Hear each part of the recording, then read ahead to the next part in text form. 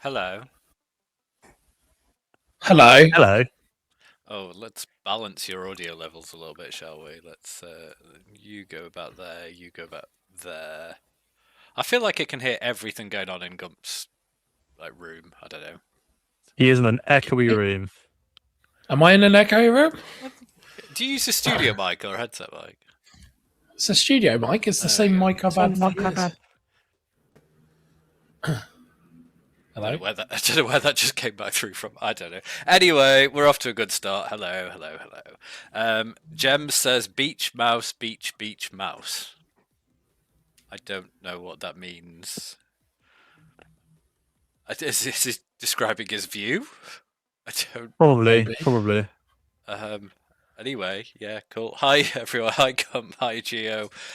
This is our second community feedback stream of 2026. This time focusing in very much on esports, because the last time we focused in on ops and community, and this time we're gonna chat esports specifically because there was way too much to try and fit into one stream last time. We had quite a few esports questions coming in. I hope those questions come back tonight because I didn't take a note of them. We will repeat some of the things that we spoke about in the first stream, but we're not going back through the entire thing. We're not going to talk about what we're selling on the shop and catering and the food barn and bar and all of that. We've done that. That is up on YouTube, I believe, if people want to go back and watch that stream. So I'm going to cover some of the initial stuff, how we treat feedback in general. I definitely keep hearing more sounds from somewhere. Anyway. And then we're going to pick up on some of the esports feedback, both from our 2026 2025 end of year survey and Epic 46 as best as we can. Some of the feedback is not great, not clear. We'll do our best with it. But I will say, I'm echoing back through one of you. It's not through me. I've just had my mic voted. It's coming back through Geo. I see Geo's levels peaking occasionally with our sounds. Don't know what's going on with Geo. Anyway, so yeah, but I will say esports is one of the areas where we get the least feedback. I think Gump knows this. It's a bugbear of ours.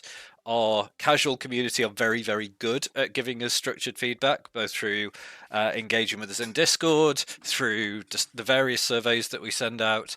But the esports community is generally a bit rubbish at helping us out with feedback. I think that's fair to say.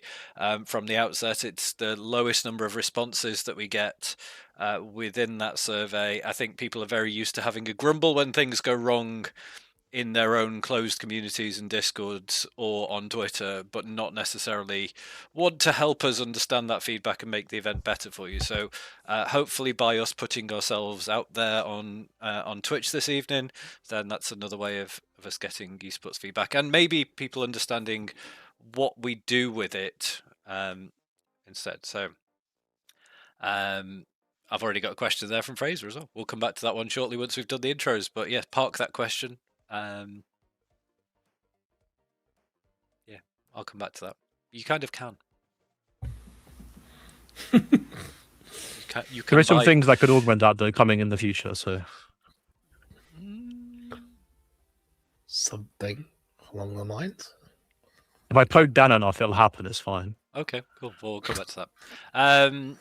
Right. So let me switch to this. No, not that one. Go on that one.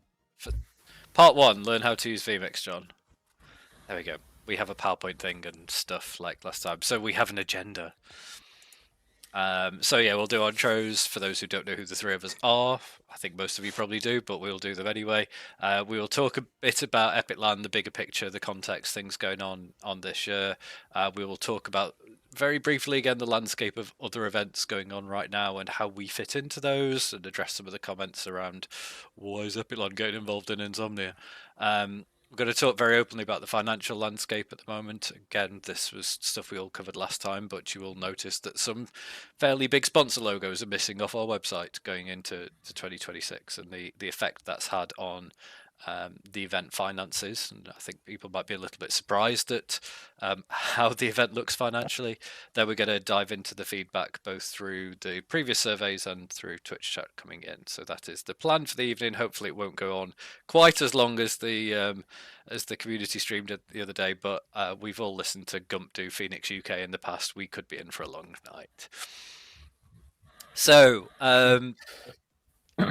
for those who don't ever get to speak to me, I'm John, I'm Wimbar, I'm the Managing Director here at EPIC.LAN. I oversee all things, both EPIC.LAN in terms of our community events and everything we do all year round in terms of our agency work, our events and production support agency. So I have the fun and pain of getting to work on EPIC.LAN for what feels like 365 days a year.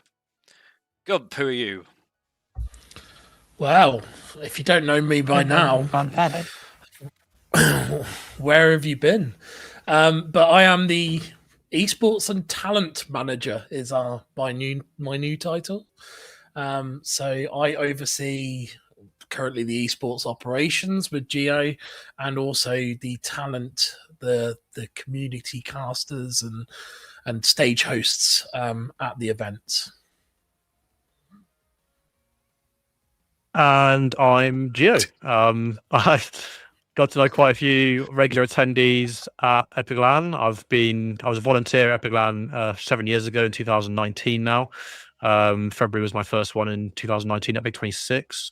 Volunteered for just under 3 years at different events for EPIC.LAN and got some freelance work as well. I'm now fortunate enough to have a full-time position that came about for projects kind of outside of the BYOC LAN space.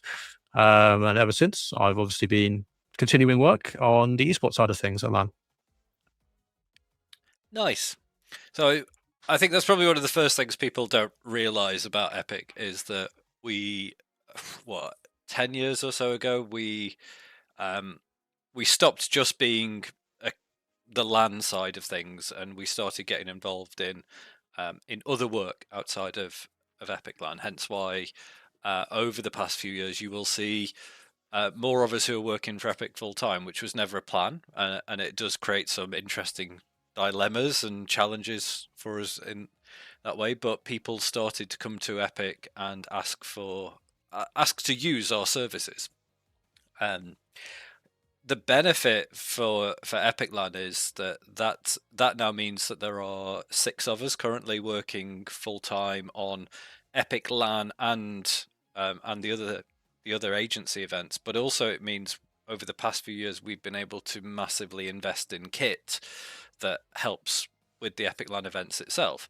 Taking PC rentals as an example, I'm sure, not wanting to patronize people, but I'm sure people can do the maths that if we just had PCs for EPIC.LAN that got used 3 times a year, you would never even cover the cost of the RAM in those PCs, certainly this year. It is the other agency activities that have enabled us to invest in our own PC hardware.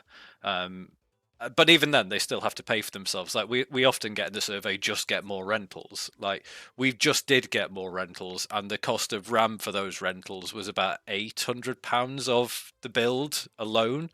And we charge you about 150 per LAN to rent those PCs out. So it's the ability for us to take those same PCs to the likes of EGX, MCM, to Insomnia, to RuneFest, and all of the other events that have allowed us to invest in the PC stock. Same with upgrading the network, the fact that we do networking for the people's events, or the broadcast equipment. The reason we can afford the equipment that we have on the stage these days, and we've evolved beyond sort of OBS production in many areas, is because we do broadcast production for Ubisoft, again for the likes of EGX, and for Twitch as one of our biggest clients. So it's not just what you see in Kettering 3 times a year. We've also got the community events that we do in Coventry 3 more times a year, and all of the theme park trips and theatre trips and everything else. So it has gone from being something that just brings us together in Kettering 3 times a year to something that now does keep us going. And hopefully that's one of the reasons I think we've been able to survive where some of the other LAN parties haven't necessarily, because if Epic has a bad event, which, let's face it, February is going to be financially terrible for us, I'm being very, very honest on this stream, we can use our other income from all those other things to keep EPIC.LAN as a community event going. So the money that we're earning day to day on all of those other projects is what props EPIC.LAN up these days. For many, many years, and again, I think anyone who's spoken to me, and Gump would certainly remember the days where, personally, it used to be my own finances that kept EPIC.LAN going. Back when I had a real job and I didn't work in gaming and esports, I used to spend what was left on my salary. If we wanted a piece of kit, I'd go and buy it personally. It got absorbed into Epic, and then one day that all had to be unpicked by accountants, and it was a bit messy. These days, I can't afford to do that because this is my job. I don't have a salary that I can throw money at the events for, but thankfully, everything else has helped us grow that. So that's just a bit of background for those who don't know, and that might help understand the context a little bit of who we are, what the team does. That said, as I said before, there are 6 of us working full time, or full time as employees. There are over 70 people every event that still volunteer to put that event on because they want to do that. It's still very much community focused. We're not some big multi-billionaire corporation that has huge investors. Like, the people you see at the events or the people that put the events on make all the decisions. There's no big shadowy figure above us going, you have to do this or you don't get your investment check this month. We are still the same community as before, just some of us can't walk away now at the end of a LAN and have to go back to work on the Monday morning and carry on working on EPIC.LAN. But that's the context. Have you two got anything to add to my little monologue there about the evolution of EPIC.LAN? Oh, it's pretty all encompassing. I mean, I've not been around as long as Gumster has, but I mean, even when I first kind of started joining in on activities 7 years ago, it was still early days for EPIC.LAN as a full company. Um, but yeah, obviously for 3 times a year, I wouldn't be cost effective doing only EPIC.LAN work. So a lot of what I do in esports operations extends way beyond what we do, um, our own events. And I get to work with various different companies that John's mentioned and others that I won't list off because I don't remember what we are allowed to say. But yeah, no, it's a fair description of kind of how that all lays out. Yeah, I mean, it's been a it's been a long and bumpy road, hasn't it, John? Like A from all 23-year long bumpy road.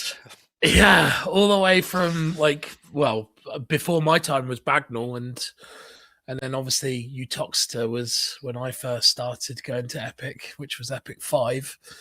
You know, it's been a very long road, and we've evolved over the years, and every stage of that has been carefully thought out. You know, behind the scenes, we've often disagreed about a lot of things.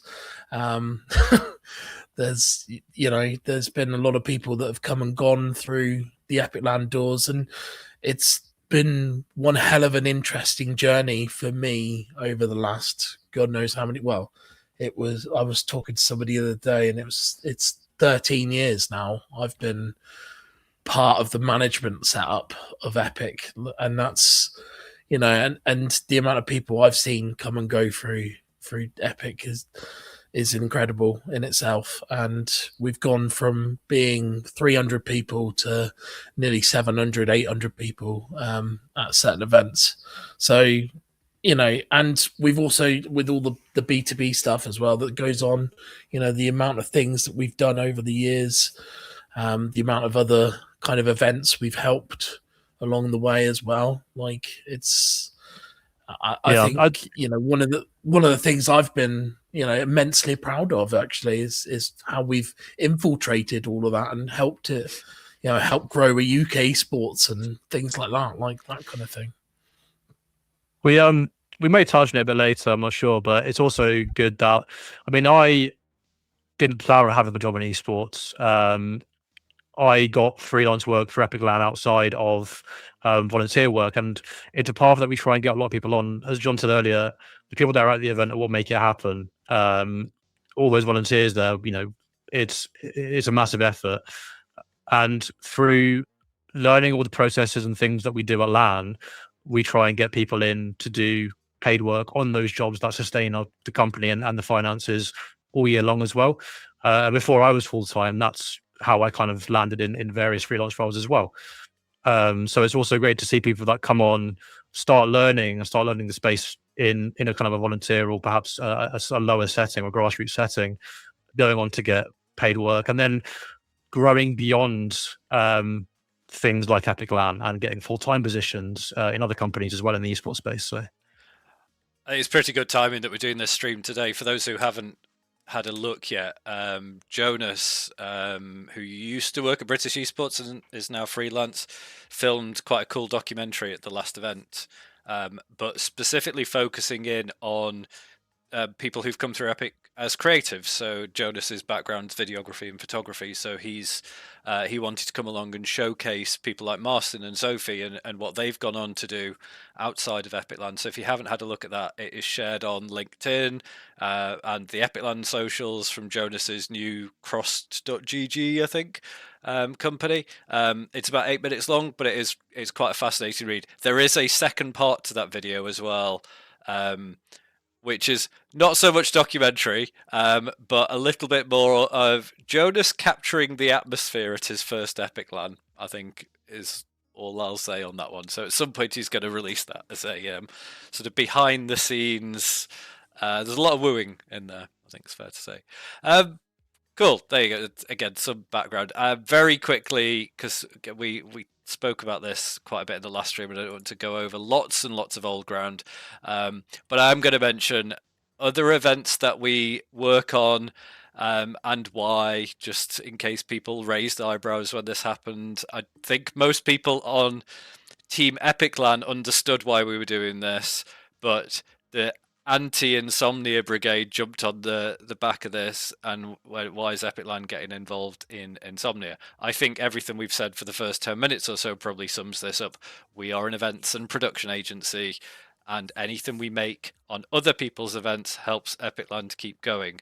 So we were approached to do the network and LAN power aspect of Insomnia as a service provider. And by service provider, I mean we charge an amount of money in return for services. We're not a partner of the event in any way. We are a supplier, we're a contractor. And we agreed to do so because that's income that then we get to reinvest. One, we get to put a couple of the tech team on that event who get to experience another event, see how other people do things, practice their skills, but also it creates investment in equipment that keeps EPIC.LAN going. So that's why we get involved in events that people may see as competitors. EGX is one of the other big events we go to, and yes, you could argue that EGX isn't a competitor, or maybe it is. We provide PC hire. We're providing PC hire to Insomnia. We provide PC hire to other LAN events and to other hardware providers. That helps us justify having PCs and keep them being used and keep them maintained, and justify having staff in the office to manage that sort of process as well. So that's why we're involved in Insomnia. I'm being really, really blunt. I may as well literally say we're doing it for the bag, but that literally is the point. We are a business outside of EPIC.LAN that has to do these things to keep our own company going. That said, personally, Insomnia was my first LAN event. Gubster has history with Insomnia as well. If it's going to come back, it's in everybody's interest for it to be a success, not a failure. Whatever people's personal views are about the comeback and the history, as an industry, as an events operator, as an events agency, we need events to be successful, not to fail. So none of us wish for it to fail. So if we can provide some technical expertise that help make the event a success on the ground and not a flop, then it's in our interest to do so. Rising tides and all of that. So that's my bit on Insomnia, just in case anybody wondered why. Do either of you two anything on that, or have we? I mean, you're right in terms of saying that I've obviously come through iSeries as well.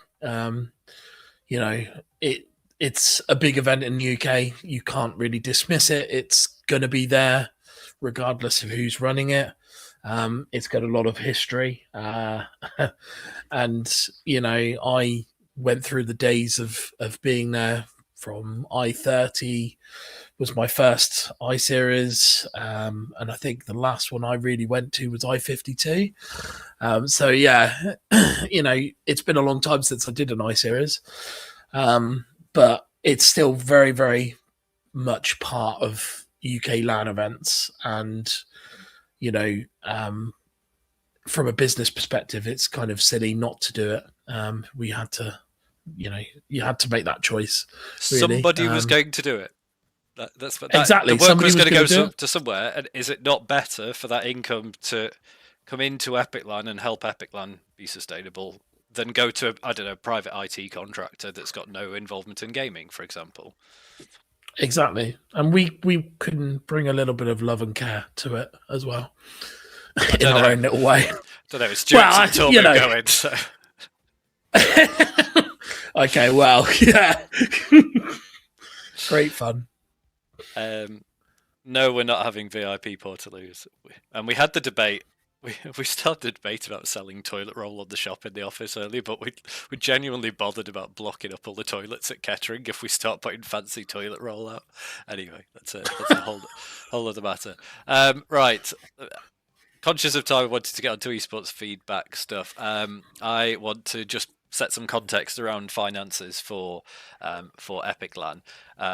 We, as I said, we're not a big multi-millionaire backed organization. The money that comes in through ticket sales and other sources is what makes EPIC.LAN happen.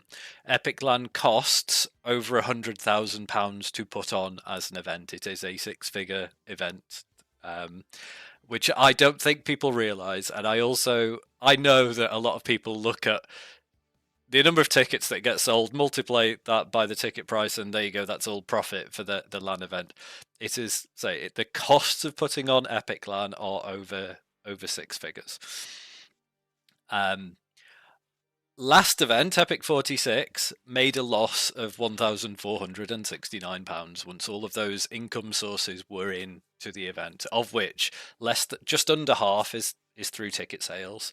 About a third is through sponsorships and partnerships, or was last event. About 10% through the shop, which is why we always encourage people to make use of the shop. It's reasonably priced. We don't mark up things beyond the price mark on the packs like some events do. We don't charge you £3 for a bottle of water.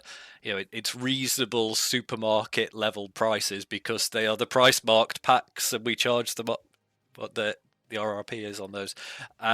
And then there's some merch in there as well, and then there's additional services. So things like PC rentals, as much as they're a hot topic, they bring in 9% of the event income.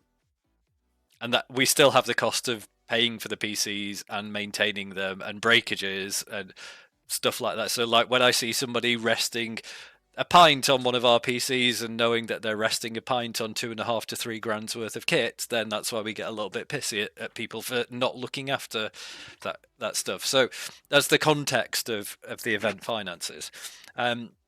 For this event, as you will have seen, for reasons that not our fault in any particular way, they're not necessarily, they're not at all like unhappy with us, but we do not have Intel and Asus as headline or presenting partners for this event, which is a huge blow. I can't obviously talk about the exact numbers involved in our partnerships, but it is a serious amount of money that we do not have coming into Epic 47. If I open up the spreadsheet right now that shows the profit and loss for Epic 47, it is currently showing about a £14,000 loss for the event that is going on next week, without having some of those partners involved. And the event's nearly sold out as well. We only have, 27 or so tickets left, I think, last time I checked. So even if we sell all of those tickets at the current ticket price, which I've forgotten even though I set it, we have no physical way of making this event even break even. We're not even in the realms of talking about profit here. Across the year, our EPIC.LAN events don't make a profit. We may have one or two good events, but then we have a bad event. This is the worst event financially that we have had since pre-COVID times. Just want, again, as we go into some of the other feedback, I just want people to understand that context. What's come pointed out? What? The Nightbot with the ticket information just flashed up. Thanks. I just thought that was great timing. So yeah, that is where we're at with ticket prices. We don't want to massively hike ticket prices up to try and fill that gap, because we want to be of the 3 big events in the UK, we are still the cheapest on ticket prices. Our full price ticket is cheaper than Insomnia's super early mega massive discount bird price. And we will continue to be that way, because we want to be an affordable, community-focused event.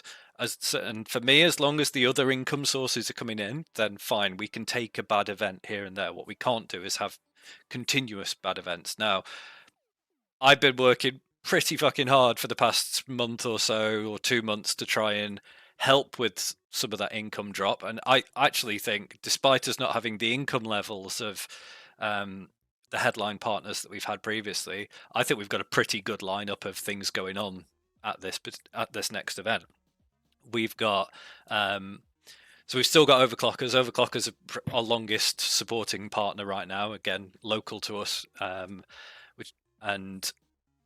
no question of Overclockers leaving us this year. They were very, very, very happy to stay. We have a sort of one-off partnership with Logitech. The timing of the new Super Strike X2 is perfect for EPIC.LAN, so they wanted to get it to the event, and one of the first consumer events that people get to use the new mouse at. They've also decided to sponsor the CS2 tournament. Again, it's great for us because CS2 is our biggest tournament. So CS2 gets both the prize pool boost, and the MVP gets one of the new Super Strike X2 mice.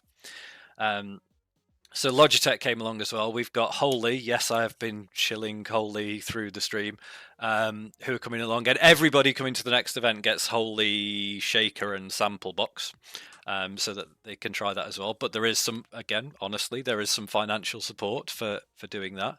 And then we've created the smaller demo areas as well. It's all smaller sort of pockets of income, but actually for us, it adds something different into the event and helps it. When people aren't playing games, it helps with spectator ticket sales because there's more things for people to do in between. So hopefully with the work of the past couple of months, we'll start to create an event that will attract more people because there is more to do in addition to people's core activities of being there. But it is still about 14 grand down. It will help because we've still got to get the shop income will help during the event. So it will provide a little bit towards that, but it will. This event has no physical way of breaking even. Any reasonable accountant would say, why do you even do it then? Because it's the bit of our business that makes the biggest loss, but it's why we exist. We have been doing this for 23 years, and as long as we can afford to do so, we will continue to keep putting the EPIC.LAN events on. But I just want people to know that's why. So when we get asked things like, why don't you do discount ticket prices for teams? Why don't you do discount ticket prices for students, etc.? That's why, because if we discount any particular group, so if we put in a team discount of, I don't know, you buy 5 tickets and you get a discounted team package. Well, most people come to EPIC.LAN in 5s or 10s anyway. Everybody would get a discount. So we just have to put the price up to bring it back down again. And I don't want to start doing those dishonest tactics. If we put a student discount in, again, serious percentage of people that come to our events are students. So if we put a student discount in, I just have to put the prices up because we still have to bring in the same amount of income. So we'd just be moving it around and making some people pay more than others. And I'd rather it just be equal. A ticket is a ticket. Like, everybody gets the same thing. You get a desk, you get a network cable, you get the power, you get use of the venue, you get security. Why should some people pay more or less than others for getting exactly the same experience? So that's where I'm at with discounted tickets. It would just mean everybody pays more on average. Anything on the feedback stuff from you two? Sorry, again, you'll get used to my monologues in this bit. When it gets to esports stuff, I'm just going to let you two do most of the talking because that's your domain. But anything to add on, like finances and context stuff? Oh, nothing in particular. Again, you've monologued over everything that's important for a while, so everything there's pretty much been covered. I know some people that come to LAN that have been in education for like 6 years, so they can just get a job at this point. No, you are right. It's also, I guess, worth noting, whilst you do have to put the effort in to go do a deep run in a tournament, effectively your ticket cost is the entry to EPIC.LAN as a gaming event and not your entry cost to a tournament. Anyone can sign up to a tournament once you're on site. So those who don't sign up to the tournament and don't get that experience are also, I guess, not missing out, but in that sense, those who play tournaments are effectively getting more out of it in some areas than others that don't, and everyone pays the same cost there as well. So we don't do things like you need to be here earlier for your tournament. We're going to charge you more for playing a tournament. Everyone pays the same. That comes and attends. I've got an interesting question for you, though, John. Even though you want to not do a monologue, but where do you see It's not a monologue if you future... ask me questions, though. That's a two-way thing. Where do you see the future of LANs going right now? Because, like, you know, with the, I suppose with like DreamHack's attendance in the going UK. downwards. Yeah, I suppose. Yeah, generally in the UK, I would go. Well, that's a fun question, isn't it? Because I also have to be very careful of things that I know versus what I'm allowed to say and talk about. And BYOC lands are really, really tough. It's really, really hard to get people to want to put the effort in to unplug the PCs, take them to a sports hall in Kettering or a showground in Stafford or a stadium in Milton Keynes or a village hall or a scout hut. Why would you do that for a weekend? I can sit at home and I can play games. And for us, I think the reason we're still doing so well and growing our numbers is because we have created that community reason to go to the event. We'll come on to the competitive side later, but actually the majority of people don't come to our CS tournament because they're going to get VRS points. Like, the majority of the CS community comes to our events because they get to spend 4 days together, play some games amongst each other, go to the bar, have some Jaeger bombs, maybe win some prize money, even though, again, the majority know that they're not there to win prize money. It is coming together as a community. Now, some games have a history of doing that as a community, like CS. Others we see struggle, like where we've tried to introduce other games into coming to LAN, they just don't get it because they don't have that long history of going to LANs. So again, people are, what? Why would I do that? So it's really hard to get new growth and new communities to come to our events. I think once people go, they love it and they keep coming back. So yeah, we're sustaining. Other events are struggling. DreamHack, I've said before, I used to go to DreamHack when it was 10,000 people in Sweden. Last time I went, it was about 2,500. People still haven't realised that there isn't a LAN at DreamHack Birmingham. People have just assumed it's DreamHack. There must be a LAN there. It's like, no, there isn't. It's a couple of big esports tournaments and an expo. No offence to that. I think it's cool. It's great for the UK, but it's not a LAN. We will see how Insomnia does when the numbers come out, when the event happens. So I don't know. Like we seem to be bucking the trend, which is good. But is that because we're doing? I feel like we're approaching things in a very, very different way. We're not a business trying to make money out of this. Therefore, we put the extra effort in to the community that I don't think traditional enterprises would bother with because they won't necessarily see a return on it. Geo sat there last night to organise a community night for about 10 people to turn up playing Minecraft. We could argue that that is not a great use of Geo's time. If I was an absolutely brutal, hardcore corporate employer, I'd be like, why is Geo wasting his time doing that for 10 people? Actually, those 10 people really enjoyed it. In fact, I hear you even had Terry's mum playing. I did have Terry's mum playing. It was more, I guess it's a psychological treatment for me. It's an ego buff because I won most of the games. So you kind of need to do those kind of things. How'd you win Minecraft? We were playing Hunger Games, which I haven't played in 15 years, and no one really plays it anymore. But I thought, why not? But I think this kind of sums up why we survived through COVID and some didn't as well. When COVID hit, we didn't just walk away and go, we can't put events on, we can't sell tickets for things, so let's just go and let's just ignore our community for 2 years. We kept going, and I don't think many people can say that. We just found a way of pivoting our events to be an online event, keep the community together, bring people together 3 or 4 times a year when they really needed it. So I think that's why we're doing something very, very different and keeping that focus and surviving.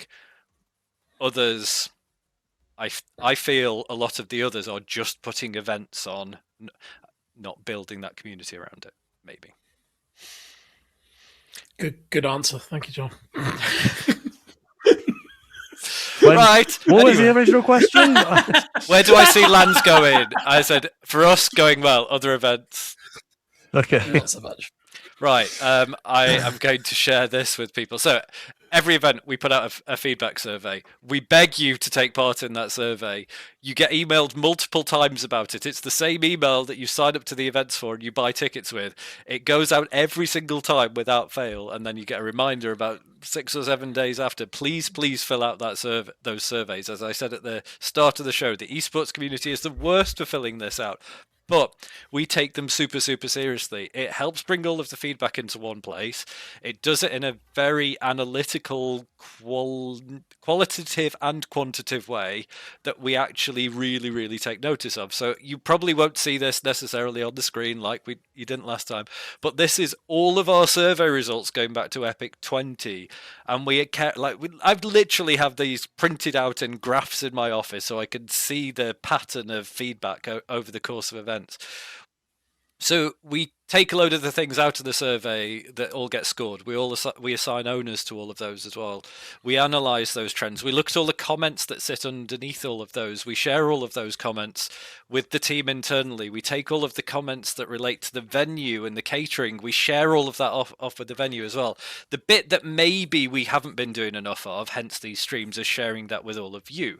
So we will be doing more of these in future where we take that feedback and we tell you what we have done with it and also what we're not going to do with it, because sometimes we can't do everything, we can't afford to do everything, and sometimes we don't necessarily agree with the feedback, or in our 23 years of doing this we've already tried it and we know it won't work, but we haven't been communicating that with you. So we will tell you where we're just not going to do things as well, so that you don't think that feedback is going into a black hole and just being ignored. We've read it, we will either do something about it, or for these reasons we won't. So for those of you who work in like quality in that sort of area, we are closing that feedback loop by presenting the outcome to you.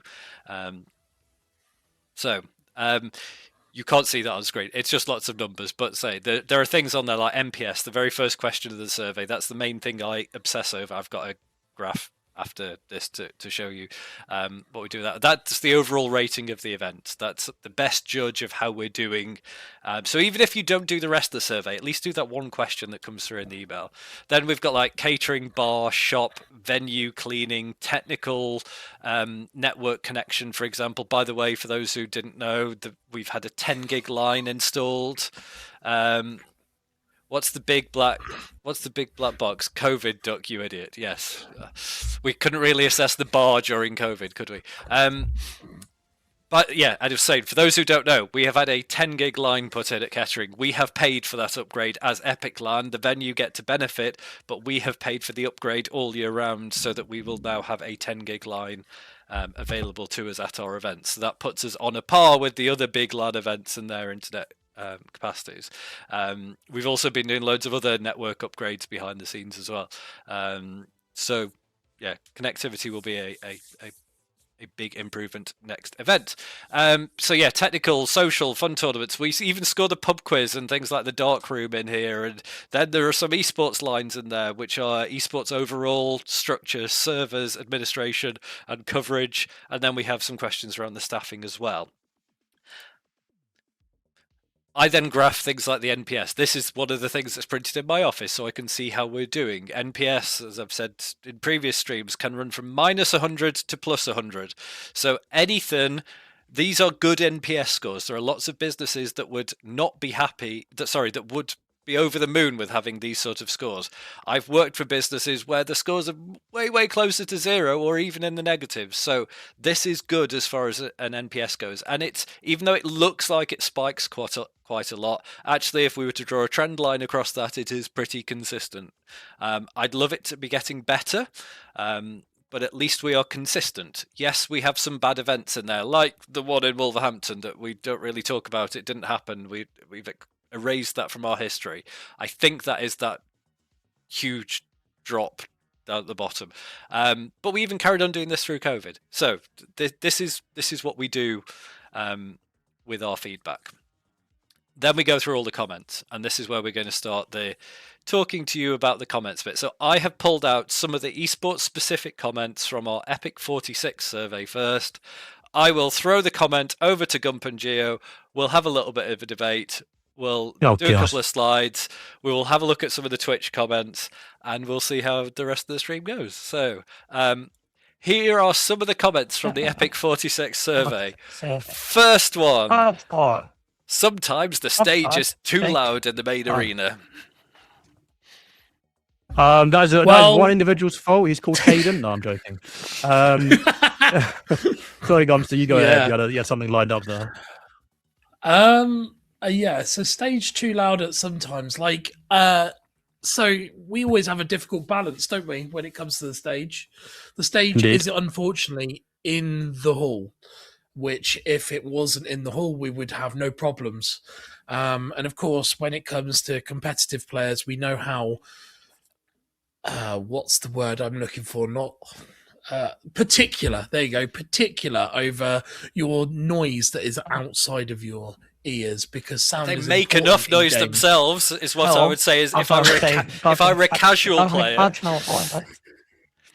Yeah, exactly. uh, So I, so it seems like there's quite a lot of noise there, and the stage is a very fine balance that we have to get right. And we've had many debates over the years about how do we get the stage to sound like make it sound as good as it can do, but also not annoy people on the other side. So we've got the drape, for Right. example.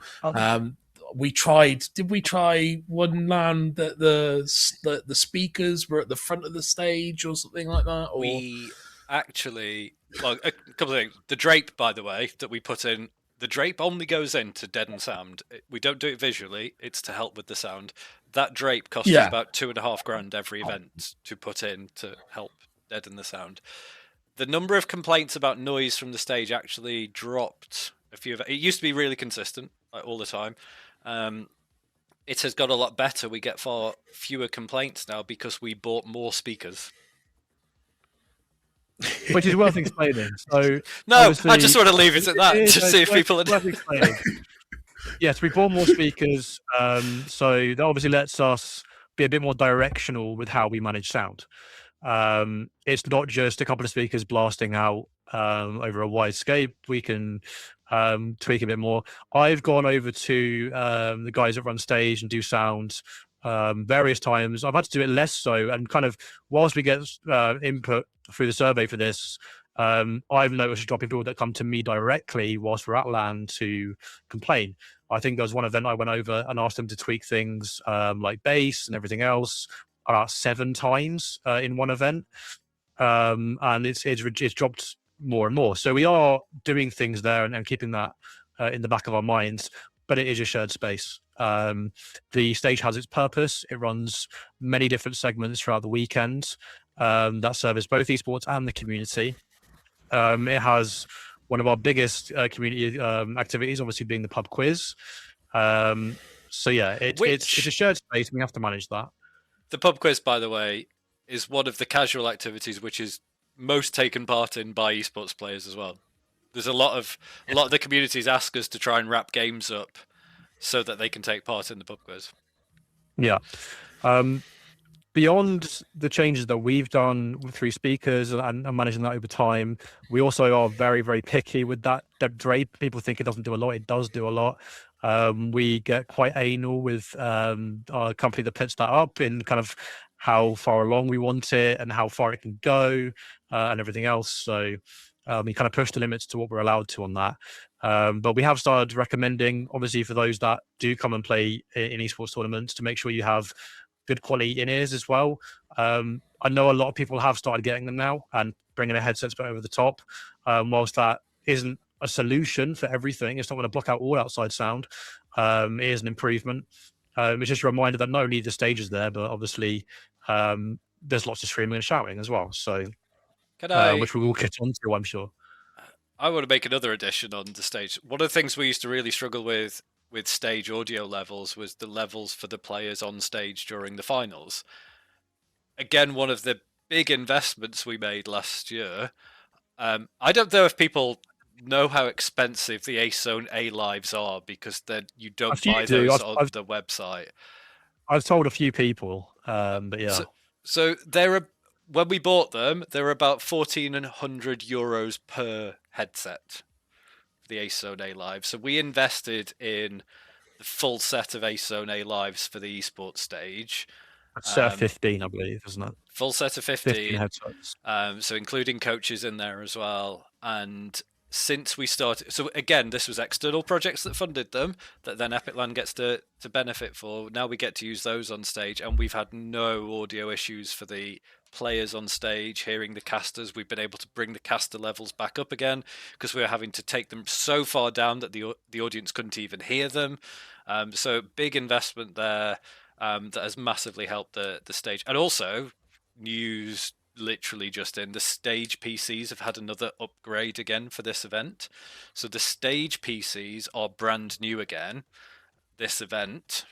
And then what was the stage PCs got moved down into our rental stock as well. So that was another 12 PCs that got made available for rent for this event. And they only went in the last few days. So again, there aren't enough rentals comments. They've only recently sold out for this particular event. But yeah, that was another batch of rental stock as well. Indeed. But yes. Was it good ROI with the ace zones? Not where we need it to be yet. We haven't paid them off. But they do get used. We're one of the few UK rentals suppliers of them. There's a lot of companies that want to use them because the complexity of getting things in and out of the UK from a rentals point of view, like post-Brexit. But the number of because they're such high-end, like tier 1 esports kit, there aren't many people that want or can afford to use them, if that makes sense. So we knew when we got them, it'd be very few uses, but Blast have rented our ace zones, for example, when they were in London last year. They have their own, but they needed more, so they came to us because it's a stock that's in the UK. Okay, there you go. That's noise. I like this one. Sorry, I know some of the Valorant admins are in chat, and I'm still coming through Geo's mic. I hear myself coming back, sounding like Peter Griffin. Like looping. I don't know whether it's not coming through stream. You're all right. No, it is because I can see your level. Oh, whatever. Peaking. Valorant schedule was just a bit of a mess. It's that's a great comment, by the way. That's a great comment. It's a bit of a hands up. It's a bit of a hands up moment. So obviously, it's never our intention to run a game schedule as deep as Valorant went last LAN. But it might have been 6, 7, 8 years ago when people didn't care about running till 1, 2 in the morning plus. But nowadays, we take a lot more consideration into the health and well-being of people and not wanting to play, even if they've come to a gaming event, to play Valorant for 16 hours in a day. The schedule is not meant to do that. Obviously, we're not scheduling it to run at 16 hours a day. There's various factors that come into play that unfortunately delayed us in that. There's things like power outages near the end of power outages we'll get onto as well in a bit. There was a medical issue with a player, which we are looking at taking steps to try and mitigate happening live in the future as well. But we also have to think about on our side that we haven't allowed enough leeway and time for those issues to happen. We always have to try and account for stoppages or delays. We've introduced more breaks than we used to have in various other schedules. There used to be like 12 hours of gameplay and like a 20-minute break in the middle, which if anything went that's not enough anyway, and if anything went wrong, it's just a disaster. So we have to consider balancing that and allowing ourselves more stoppage time, but realistically the end goal is to not have those problems and to mitigate them before they happen. With that said, Valorant was a bit long. We have a Valorant admin in chat actually. Please can players try to sleep more than 30 minutes on Thursday and Friday? So little call out on some people perhaps not taking care of themselves as well.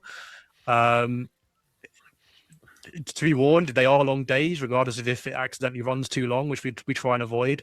They are long gaming days. Part of that balancing act is trying to give people the most value out of their ticket.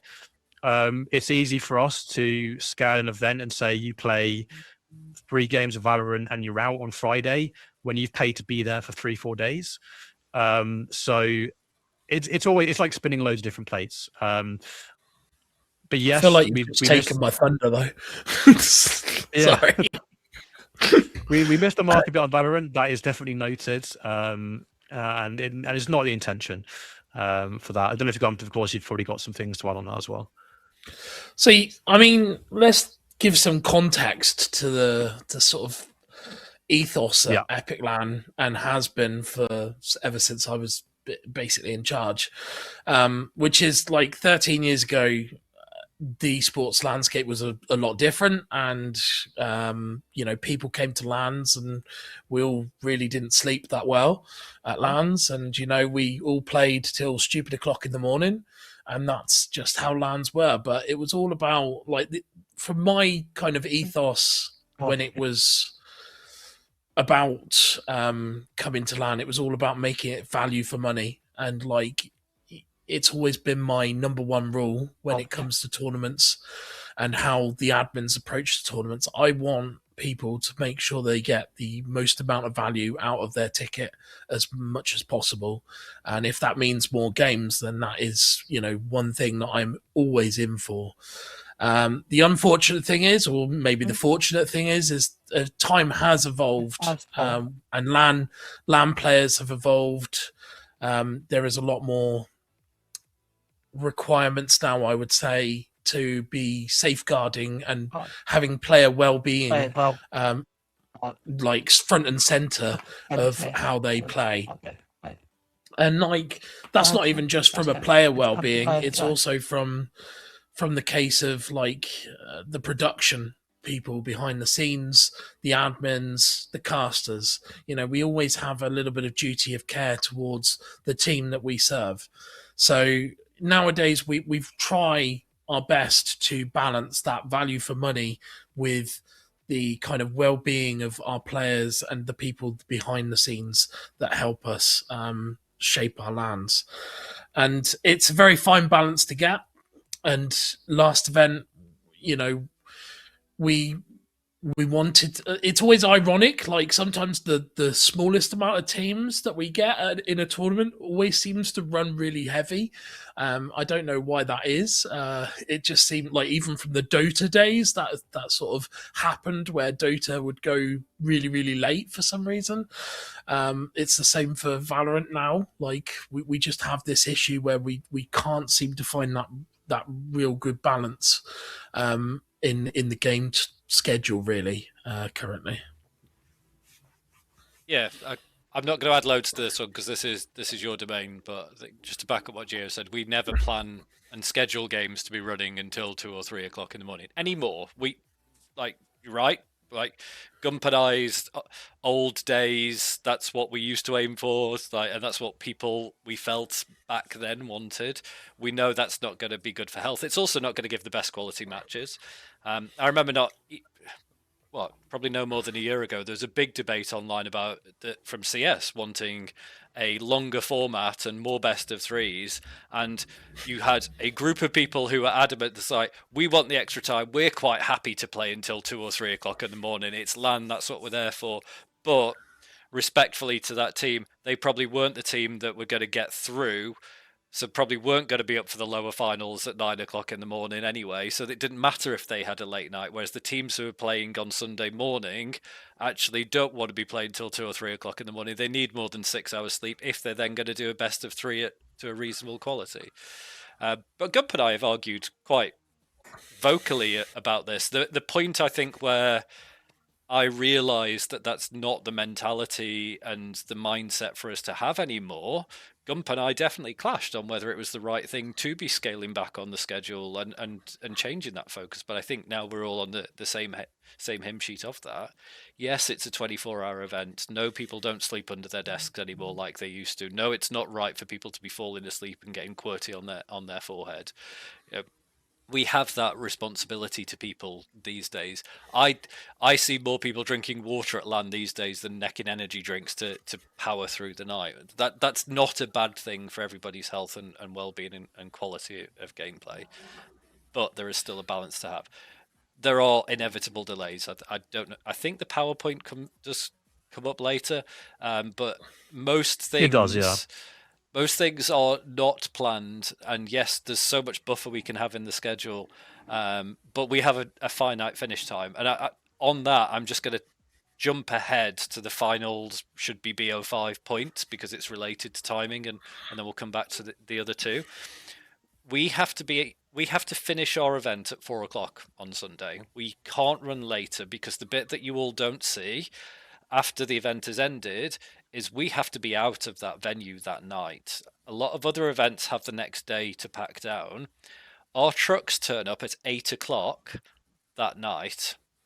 4 hours after the event has closed, we have to be loading our vans to get everything back out of the venue. It takes us 2 or 3 hours to load those vans. If we go over midnight, technically we have to pay another day of venue, which means you have to put all of that onto your ticket prices. So that's why we have to stop the event at 4 o'clock. If we were to make everything a best of 5, and we'd have to do it for Valorant and CS, like you can't just do it for one of the titles, not the others. It doesn't matter if there's more teams for one. It comes back to that previous point. You're paying the same for a ticket whether you're playing in CS or Valorant. So we have to treat both the same.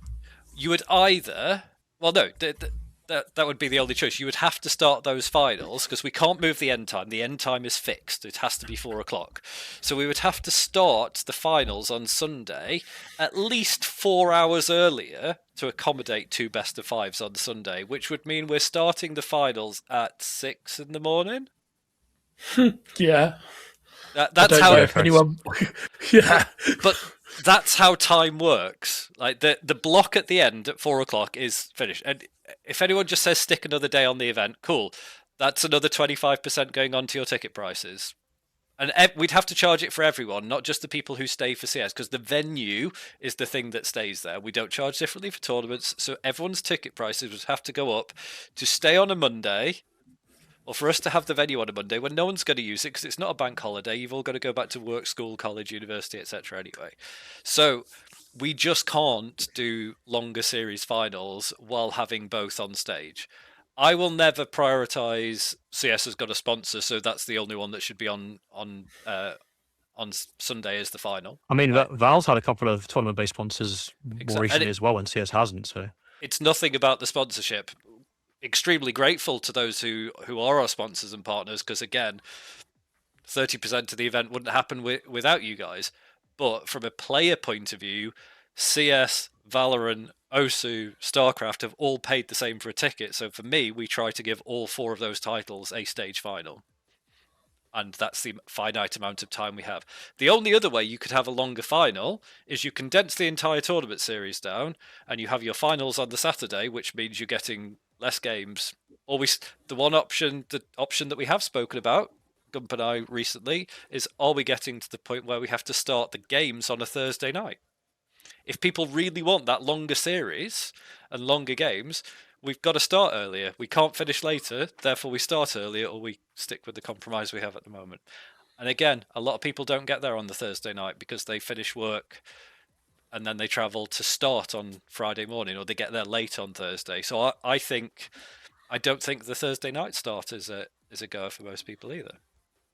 I guess not unless you can also boil down to for the final being a best of 5, you're improving perhaps a little bit of the viewing experience, and you're impacting 2 teams per tournament for losing out on everyone else to start off and affecting the full format.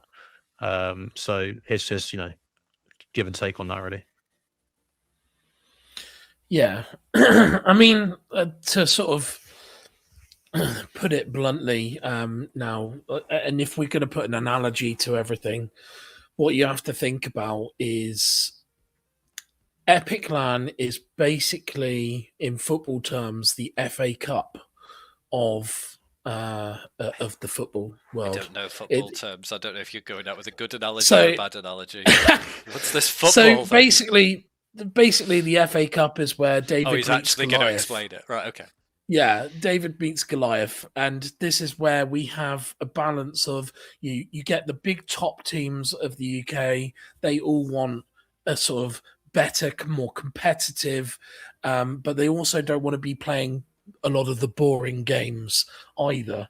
But you've also got the Davids in there where they really want to take on the big teams within the UK scene, and they want to play those teams, and we have to find that balance with our tournament structure, with the way the schedule unfolds, and just generally across the board. That's how I see Epic currently. Is we just have that entertaining variety of skill levels that all want different things from us, and it's very, very difficult for us to balance it. And I think over the years we've certainly balanced it as incredibly well. Otherwise, people wouldn't keep coming back to us. In my mind, anyway. It's always a compromise. I'm going to just jump back to a Twitch question from the start of the stream before I forget about it, because I've lost the scroll back. Fraser's comment about the ability to buy 5 tickets as a team and 5 rentals as a team. Obviously, we have a huge range of people that come to our events, from solo casual players through to multiple team orgs that can attend. So we have to pick a mechanism that works for everyone, but you can do that within the existing system. So an org owner can buy all 5 tickets and all 5 rentals, assign one of the team members as the team manager, and pay for them all, and then allocate them out to the players.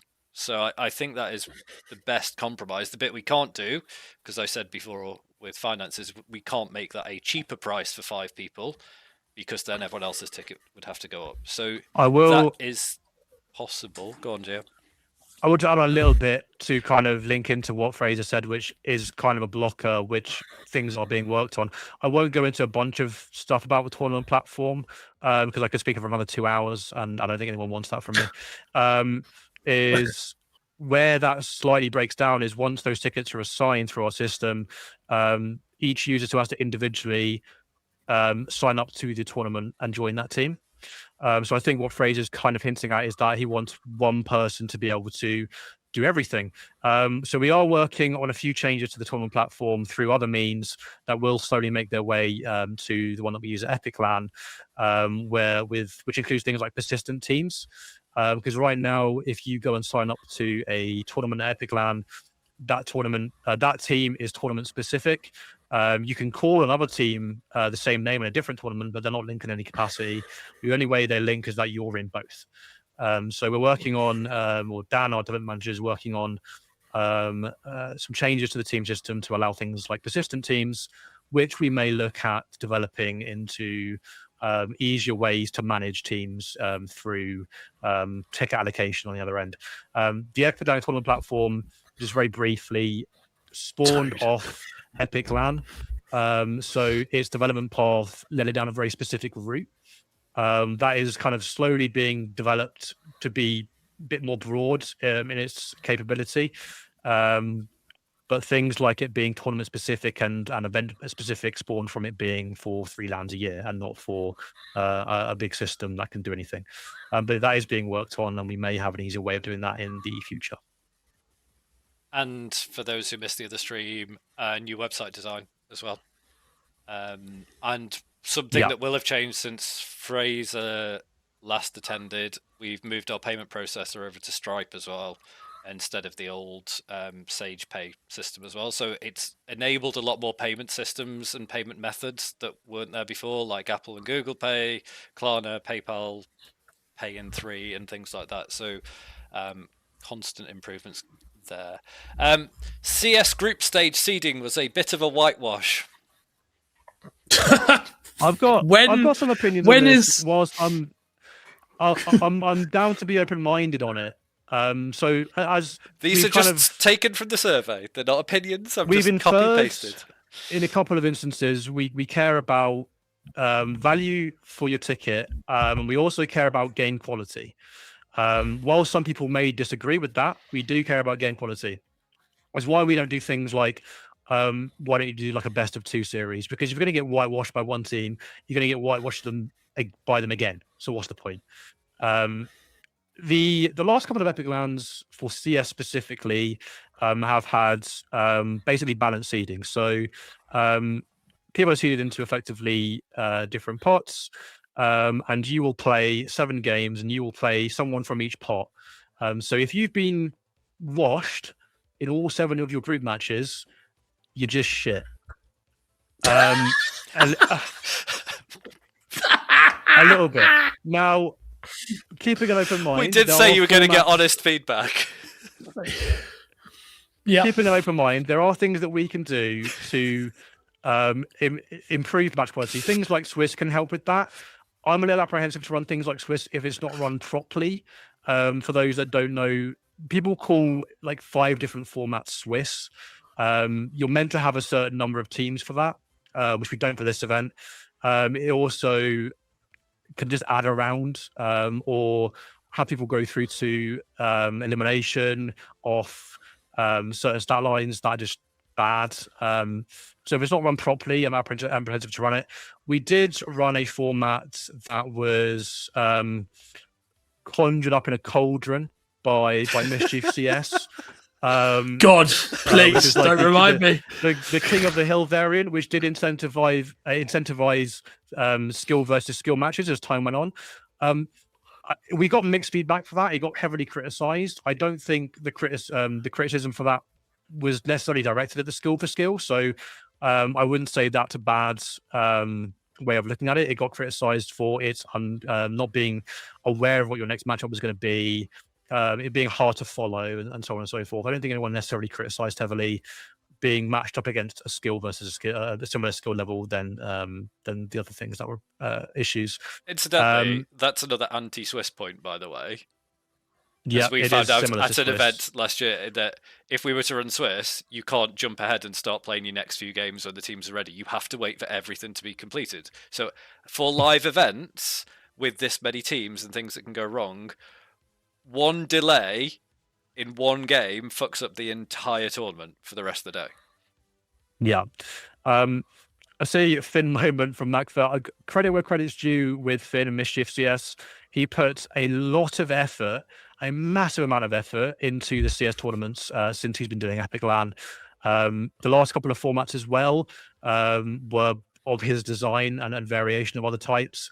Again, leaning into mine and Gump's kind of request of we need to have a good amount of games people to play still, but we don't want to just reduce what they have. So if the numbers go over a certain threshold, the basic thing to do for a group into a limb system is just to make the group smaller. But all that's doing is reducing how many games you can potentially play before you're out. So there's always that balance of swings and roundabouts. Yes, there are options we can look into to try and help that. But in a group system, if you're getting washed for the entire group system, if it's seeded, you're not very good.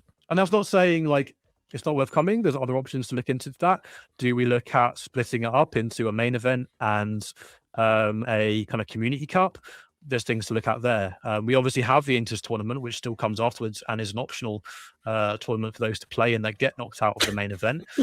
Or you can play Valorant, says Doug. Yeah. Or you could play Valorant. I don't want to discourage people from playing things like CS in the main event. The majority of people that come to EPIC.LAN and play CS know they aren't going to go and make a run. There's a very small subset of people, so like the top 20% that are there to go and make that run. But the quality of player that has come over time over the last few years has increased. Not to like a semi-pro level, but if you take something, this is an irrelevant stat, and anyone that's in CS will know it's an irrelevant stat. But if you look at your Faceit level or your average Faceit elo, that has steadily increased over all the teams. You used to see like 10 teams that were below level 5, and now that's kind of rare.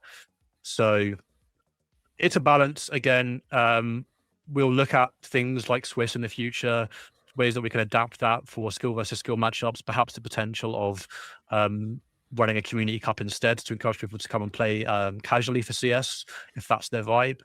But yeah, just on the point of the seeding being a whitewash, it was a balanced seed for last event, for the last couple of events. So yeah, that's my rant on that. Just one thing to add around community cups and multiple tournaments. I was saying to Gio earlier today, the amount of money available in terms of prize pool still remains the same. So if we were to do multiple tiers of tournament, the total prize pot can't increase because there's no more income coming into the event. So if people wanted a cash prize pool for a B tier tournament, it would have to come out of the main pool. There's no magic money to pay for a second tier tournament. Just Yeah.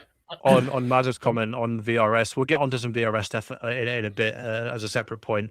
But when it comes to stuff like community cups and even the inter tournament, it's not really a consideration because VRS kind of applies when you get to a main event, which in our case is whatever is covered. There's loads of grey area that we try and question out when it comes to that, and in a BYOC open LAN setting, because VRS is obviously more angled to invite big events, whilst it is still useful for us. Cool. Yeah. So go quickly on this point, but then I'm going to move us on. Yeah. So with regards to that, Valve also know everything we have done in terms of like seeding and the formats that we've introduced. They have every blueprint of what we did in the previous few years and how we've treated players in terms of what kind of feedback the players have given over the years, and how we've managed that by bringing in a seeding panel as such. So Valve already are aware of what we actually do to mitigate our circumstances with that. So that's just one sort of minor point to add to all of that. But also, just briefly and finally, I will say that seeding has been the number one issue with CS tournaments since the dawn of time. Every CS tournament at iSeries, every CS tournament at Epic, there's always been, oh, we're a better seed than that team. Why aren't you counting our practice matches? And that's the kind of thing we get. So it just tends to happen. It's going to happen for the next 10 years or longer. You know, it's just one of those things. Death, taxes, seedings. Bring back Cadred seedings. There you go. Good point. That's a fucking throwback. It is, yeah. We can very quickly move through this next point. Make all the Friday groups for this number of teams. This again comes back to people wanting more games, not wanting to get eliminated. It is pure time. Like, we have to move on to the elimination stages later on the Saturday. Otherwise, we would not complete the tournament in time for everybody to be out of the venue by 4:00. The only option, if people want more games, more group stage games, is we start earlier. And again, our gut feel is that people do not want to start competitive games on the Thursday night. If I'm wrong about that and there is overwhelming support for kicking off the games at 6 or 7 o'clock on Thursday night, then by all means get that into the survey and give us that feedback. But my impression from talking to the team and knowing the times that people turn up to the event is that people want that Thursday, turn up, practice, get any tech issues out of the way, because we have our own teething problems on the Thursday as well. Get everybody settled, get the seeding out there. And yeah, I don't think the Thursday is a goer, but that's why we can't just make all the Friday group stages and have a longer group stage. Or we can, but then fewer teams would go through to the elimination stage. There is a finite amount of time, team numbers, and people to play with. So we can't just keep adding more games in without there being a knock-on effect further down the line. I don't think there's much else to add on that. We've done that. We've talked about, again, it being a 16-hour day on Saturday for some games. That's not our aim. Screaming players need to tone down the noise and abuse. Again, I have my views on this that don't align with Gumps necessarily. And you've argued about this. I'm gonna agree. I like the shit talking and a bit of screaming, but for the last two events, some individuals are taking the piss. So I would agree, not to like stop doing it, but just be aware. Like, you're literally shouting like 100 decibels across 1 6-foot table to someone else. Just relax a little bit. And I'll be the bad guy. I'll go up and tell you. I'll go on Twitter, and I'll be told to shut up a LAN. that's me. But some people are taking the piss. I also think there is what people are shouting as well. Like I think if it's something that would get you banned in an online game, like if your voice comms were recorded and reported, I think they should be similar limits to LAN, because part of the point of LAN is that you're getting ready to move on to the next level of competitive play as well.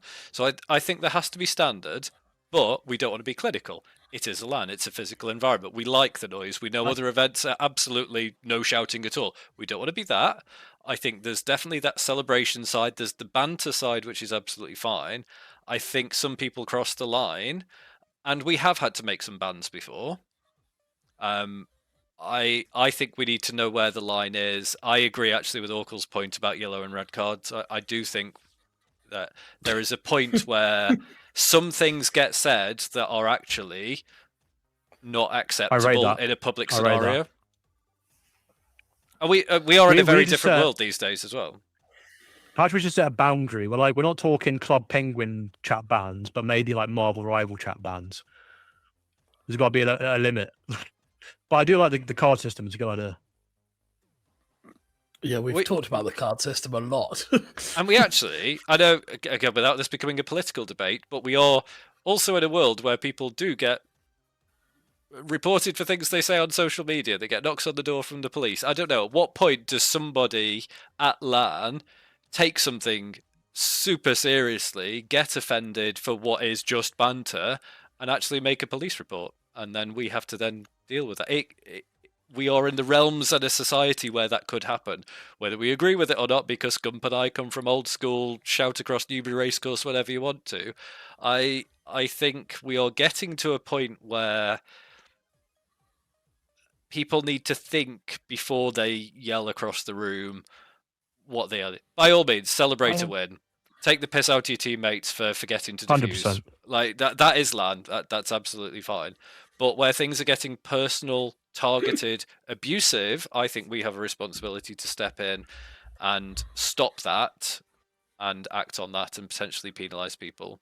And we have done it before. It's rare, but we have done things like prize pool deductions. We have banned people for individual or longer term at the events. I just think some people in the LAN hall do need to chill the fuck out a little bit.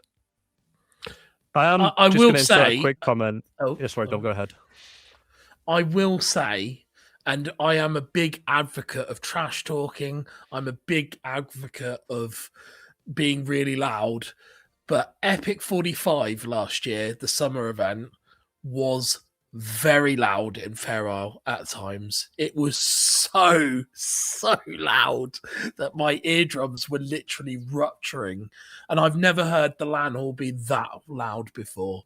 So, yes, there was a point where perhaps there is a need for people to calm down a bit. And we did sort of message people during that event just to tone it down a bit, because it was very loud in that room. It was that bad that we actually had to have a meeting outside of the room because it was so loud. And actually, we have a code of conduct. Like, so if a team does report their opponents for going too far, we have an obligation to act on that and to apply our rule book. So I think teams need to be aware of that and manage themselves within their teams to go, actually, I think we should calm it down because we're crossing a line and we could end up losing our game here, not because of our skill in game, but because of things we've said to our opponents.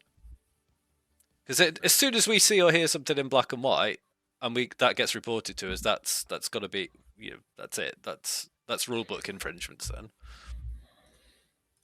Yeah. Absolutely. Yeah, I mean, my only issue currently is it's very difficult for us to find out which team was the one that actually shouts, because multiple teams are shouting at once. So it can be very difficult to work out which team is going above, way too far. Yeah. That's the problem. Okay. Just want to put a quick comment on the thing that you mentioned, John, about things that are banter. That we've been really lenient on in the past as well, which is things like team names. a lot of people will know. You'll get a Yeah. laugh out of me for some team names, and people know it. But when it comes to it showing on the tournament, it going on things like broadcasts that have partner obligations and sponsor obligations on them that go out publicly and everything else.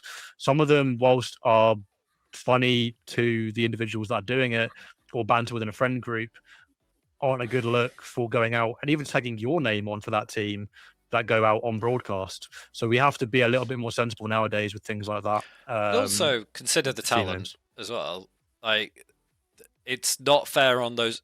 Again, just like the majority of the team, a lot of the talent are volunteers, upcoming, trying to make their name as casters and hosts. If they're having to read out, borderline abusive, offensive team names, that gets clipped out of context, and that could be their careers in the future because nobody knows that that's what the team was called Epic. So we have been known to change team names or tell teams that things just aren't acceptable. But yeah, do consider the talent as well then in that picture, especially with your little role there, Gump. Yes, exactly.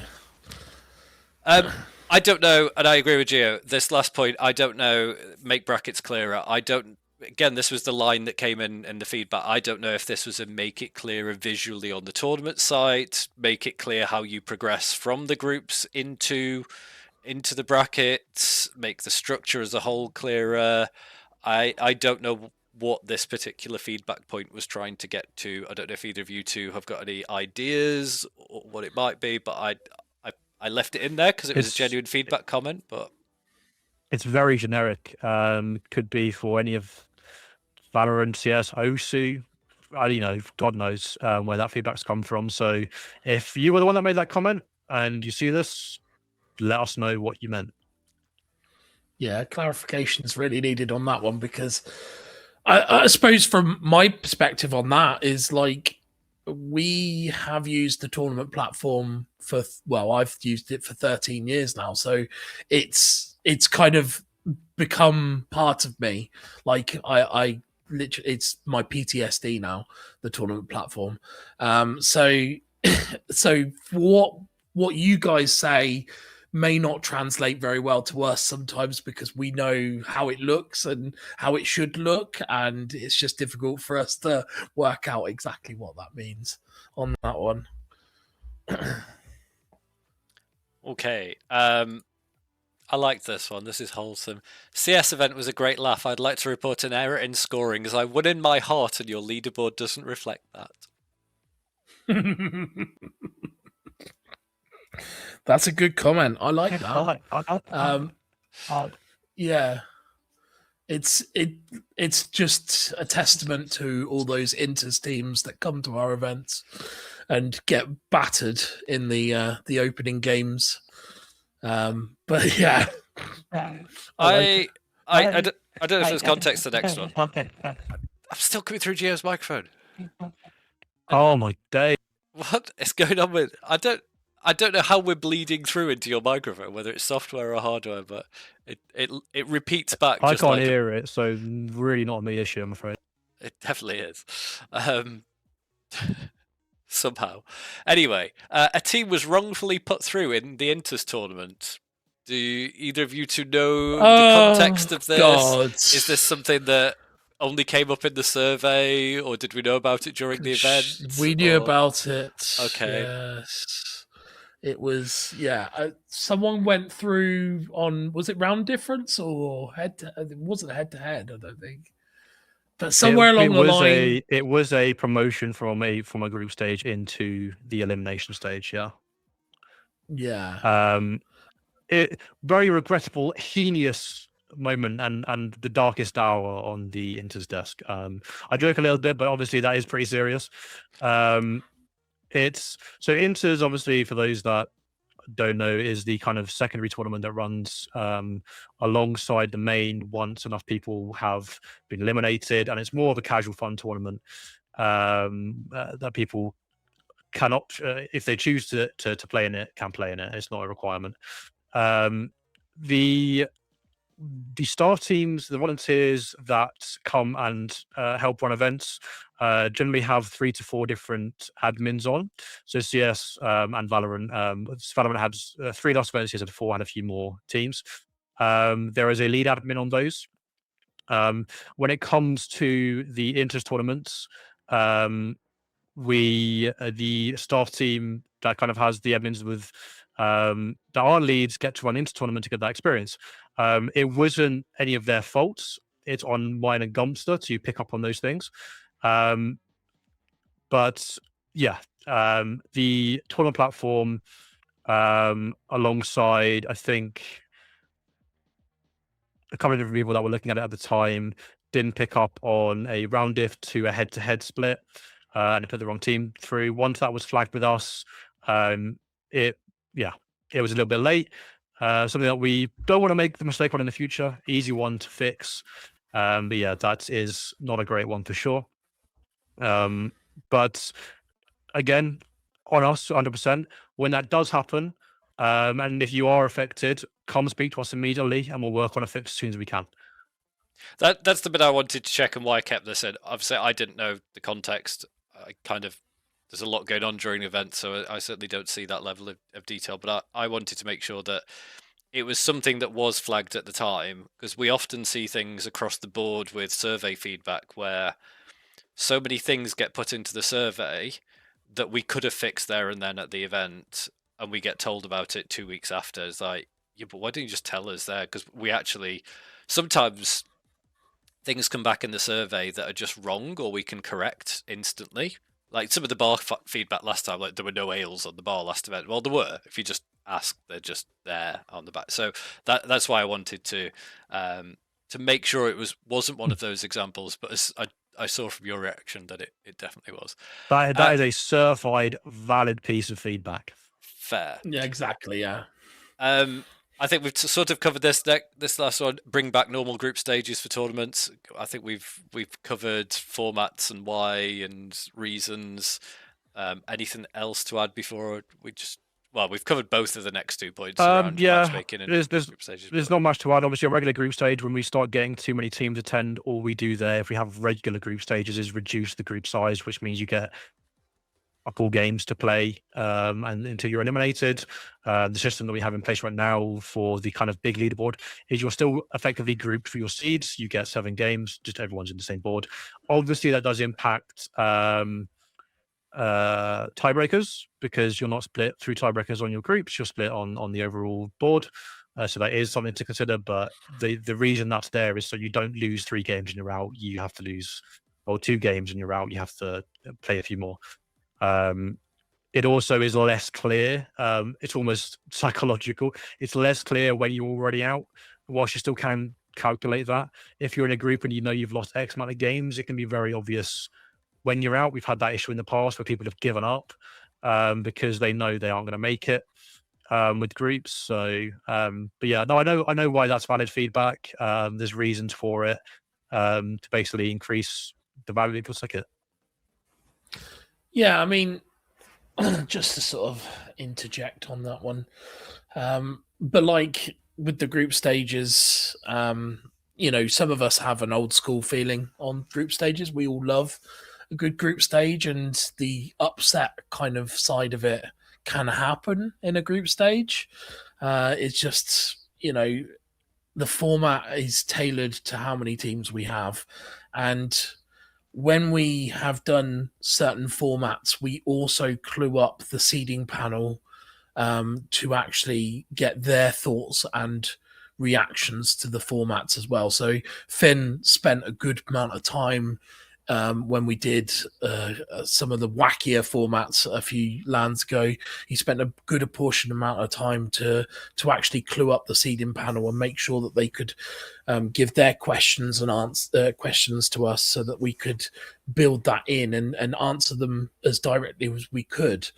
So we do try to get a good scale of feedback from various people, just because we care about the community's input. But unfortunately, we can't, we can't approach every single team because we don't know who exactly is going to come to every event. Certainly, for like a few weeks out, etc., etc. So, just one of those things to keep in mind. All right. Every mid-level team should have at least one best of 3. Was the context? Oh, it's the of this canny feedback. This is canny, isn't it? Really? Give me a format that keeps the same amount of games in the main tournament for each team, that doesn't reduce the quality of the match. I would implement it, but you can't. Yeah, it's that's a difficult one. We used to take like they are anonymous until people make exactly the same feedback on Twitter, and then we can kind of work out. But yes, the feedback is anonymous. We used to take a few more teams than we do into the playoffs, but unfortunately, sometimes that really hits like the well-being factor at the end of the day. Do you know how to guarantee getting a best of 3? Is by winning your group games, not being so shit. It all comes back to that scheduling thing. Like this is always about options, but I would argue they actually reduce the amount of games you play for the sake of a best of 3. Is that really worth it? Or one of the bits of feedback and Twitter arguments that happened probably around 12 months or so ago was shorten the group stage to have a longer elimination stage. That would mean fewer teams go through, and therefore more people have got worse value for money from their ticket. You also have to consider you have to drop 3 group games to fit one best of 3 in. Obviously, the conversion rate's not that easy. A best of 3 takes a long time. It shouldn't. We allow an hour in a schedule for a map because we have to consider loads of factors, not just the average game time, which I think is like 33 minutes for one map on CS2, and Valorant would be very similar, both being plus vape breaks, MR plus piss 24. breaks. Then we have to obviously do vetoes, piss breaks, vape breaks, sig breaks, people that go out and get Mackies mid-bloody tournament. Obviously there are rules in place for that. We have rules which we try and follow to the letter, but we also don't want to ruin the spirit of the event. If teams are taking the piss, you can come and tell us. We have had that. Actually, we followed the letter of the law on teams not being ready for a game when it was scheduled recently. It was actually a high-profile team. We had a case last year where we had both StarCraft players missing for their game and like a double delay as well, which created a real interesting dilemma. That we don't act on those. If that team's unavailable and can't be reached, we will move on. We try and be as nice as we can. Someone's always upset. The team that wants the free default can be upset when we try and manage getting the game started. French teams, French players. But if a member of that team is available and they're not in server, look, stop calling people out. I'm trying to be generic and neutral. Anyway, sorry. Yes. There are rules for that, but we do have to allow an hour per map because of all the bollocks that goes on in between. Yep. Like I said, a lot of that feedback and that debate happened last year was very focused on this is me, my scenario, the number of games I want to play, fuck everybody else. No offense, Kenny. But we have to try and take that balance of 700 people attending the event and giving the majority of people the best value for money. And we will never make a decision. And I remember arguments with Maru back in the day as well, who wanted to, he won't mind me saying this because we very openly debated this. He wanted to create a format that pretty much benefited the top 4 to 8 teams and gave them a really, really good format. And the view then was actually, doesn't matter about everybody else. They're not there to play seriously. Actually, no, everybody has paid their 90 odd pounds a ticket, and we should try and give the best possible service to everyone. We are not a tier 1 event that is focused on those absolute top team players. We now have an event where more people than ever before have got a chance of getting to the finals. It has opened up our events far, far more. So yeah. We're not dunking on Maru. Maru's a legend. I'm not having this Maru slander in chat. No, it's not slander. It was a genuine debate because he was looking at it from giving the best possible experience to a subset of players. In his mind, that was the right thing to do. That's where I come back as somebody who's less attached to esports. And again, you guys know I don't have much interaction with the teams and the players, so I can remain neutral and objective. It is about that value for money for everybody and the finite amount of time we have. We could shove another day onto the event. Let's move our events to bank holidays, add another day, and add like another 25 to 30% on ticket sales if we want to have those longer formats. And then you can all have a CS final on a Monday morning with 4 people in the audience. Absolutely. You know, that's a lot of shade thrown there. It's true though. I've got a photo of Gio at Insomnia, like just sat with 4 people in the audience because it was a Monday morning. Because yes, they had a longer format, but then nobody was there to watch because it was a bank holiday Monday morning. I was having a great time. Having a great time. Because even if you extend the event to a bank holiday Monday, people still want to go home because then they have the bank holiday Monday to recover before they go back to work, school, college, etc. on Tuesday. Little communication about how the groups and qualifiers work. Do we still have the format pages, but people don't read them anyway, and we have team briefings? Well, we don't. They are there. We don't use them. So there's a couple of things on this. I'll try and keep it short and sweet. We may bring back format pages. That does limit us a little bit. It reduces our freedom. Obviously, when it comes to the events, sign-ups for all of the esports tournaments close on Thursday. Okay. On Thursday, John's a stickler around 4 for p.m. The no, I think people should know what they're going into. There's 2 arguments to it. It would be good because people know what they're going into. There is things we can do to be better at that. I definitely feel. One example for CS this event, we thought there wouldn't be more than 32 teams. Now there is now more than that, so we've had to change plans. If we had locked that in and stayed that somewhere and had to change it, it muddies the waters. Format page does help. We had different ranges of this many teams, this many teams. So the old format pages were very generic. It was just a scaling group stage all the way up. Some of the experiments, both successful and unsuccessful, we've done over the past couple of years, have aimed to keep the quality of games, as I've been saying all evening, keep the amount of games that you play without having to scale back how many, all the way down to having groups of 4 and having 16 groups, 32 groups, and so on. So we do need to get better at communicating. I'm not sure if that feedback is necessarily targeted at pre-event communication. I assume it is. But if it's not, let us know how we can communicate better the qualification process for the main event or the elimination stages. I think that's fairly clear on the website. If you're meeting a through threshold, you're through. That is displayed in the rules or on the kind of overview pages for tournaments on what the requirements are to make it through to each stage. So yeah. Again, my observation, somebody who's a little bit step back from esports, is I notice a lot of support tickets coming in the final week or 2 before the event of people saying, "What's the schedule?"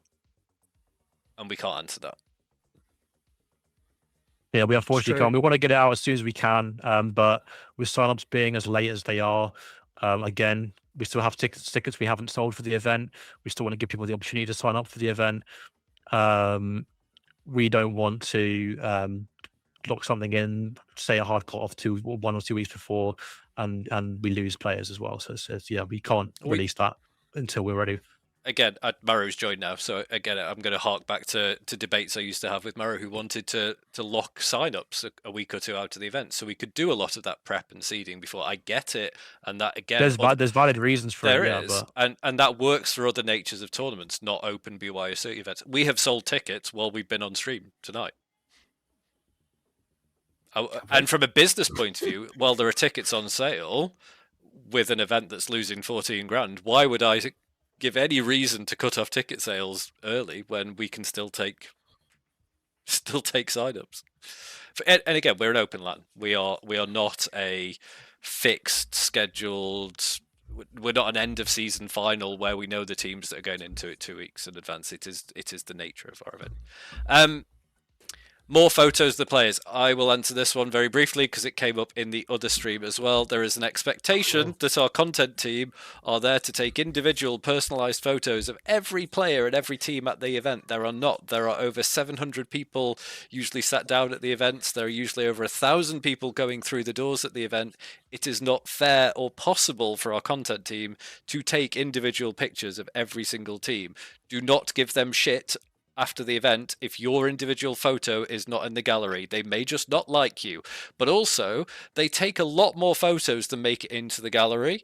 They take thousands and thousands of photos during the event, but it is one of the most challenging lighting environments sometimes to take photos in. Really, really dark background, really, really bright light sources in the wrong places, so a lot of the photos just don't work out.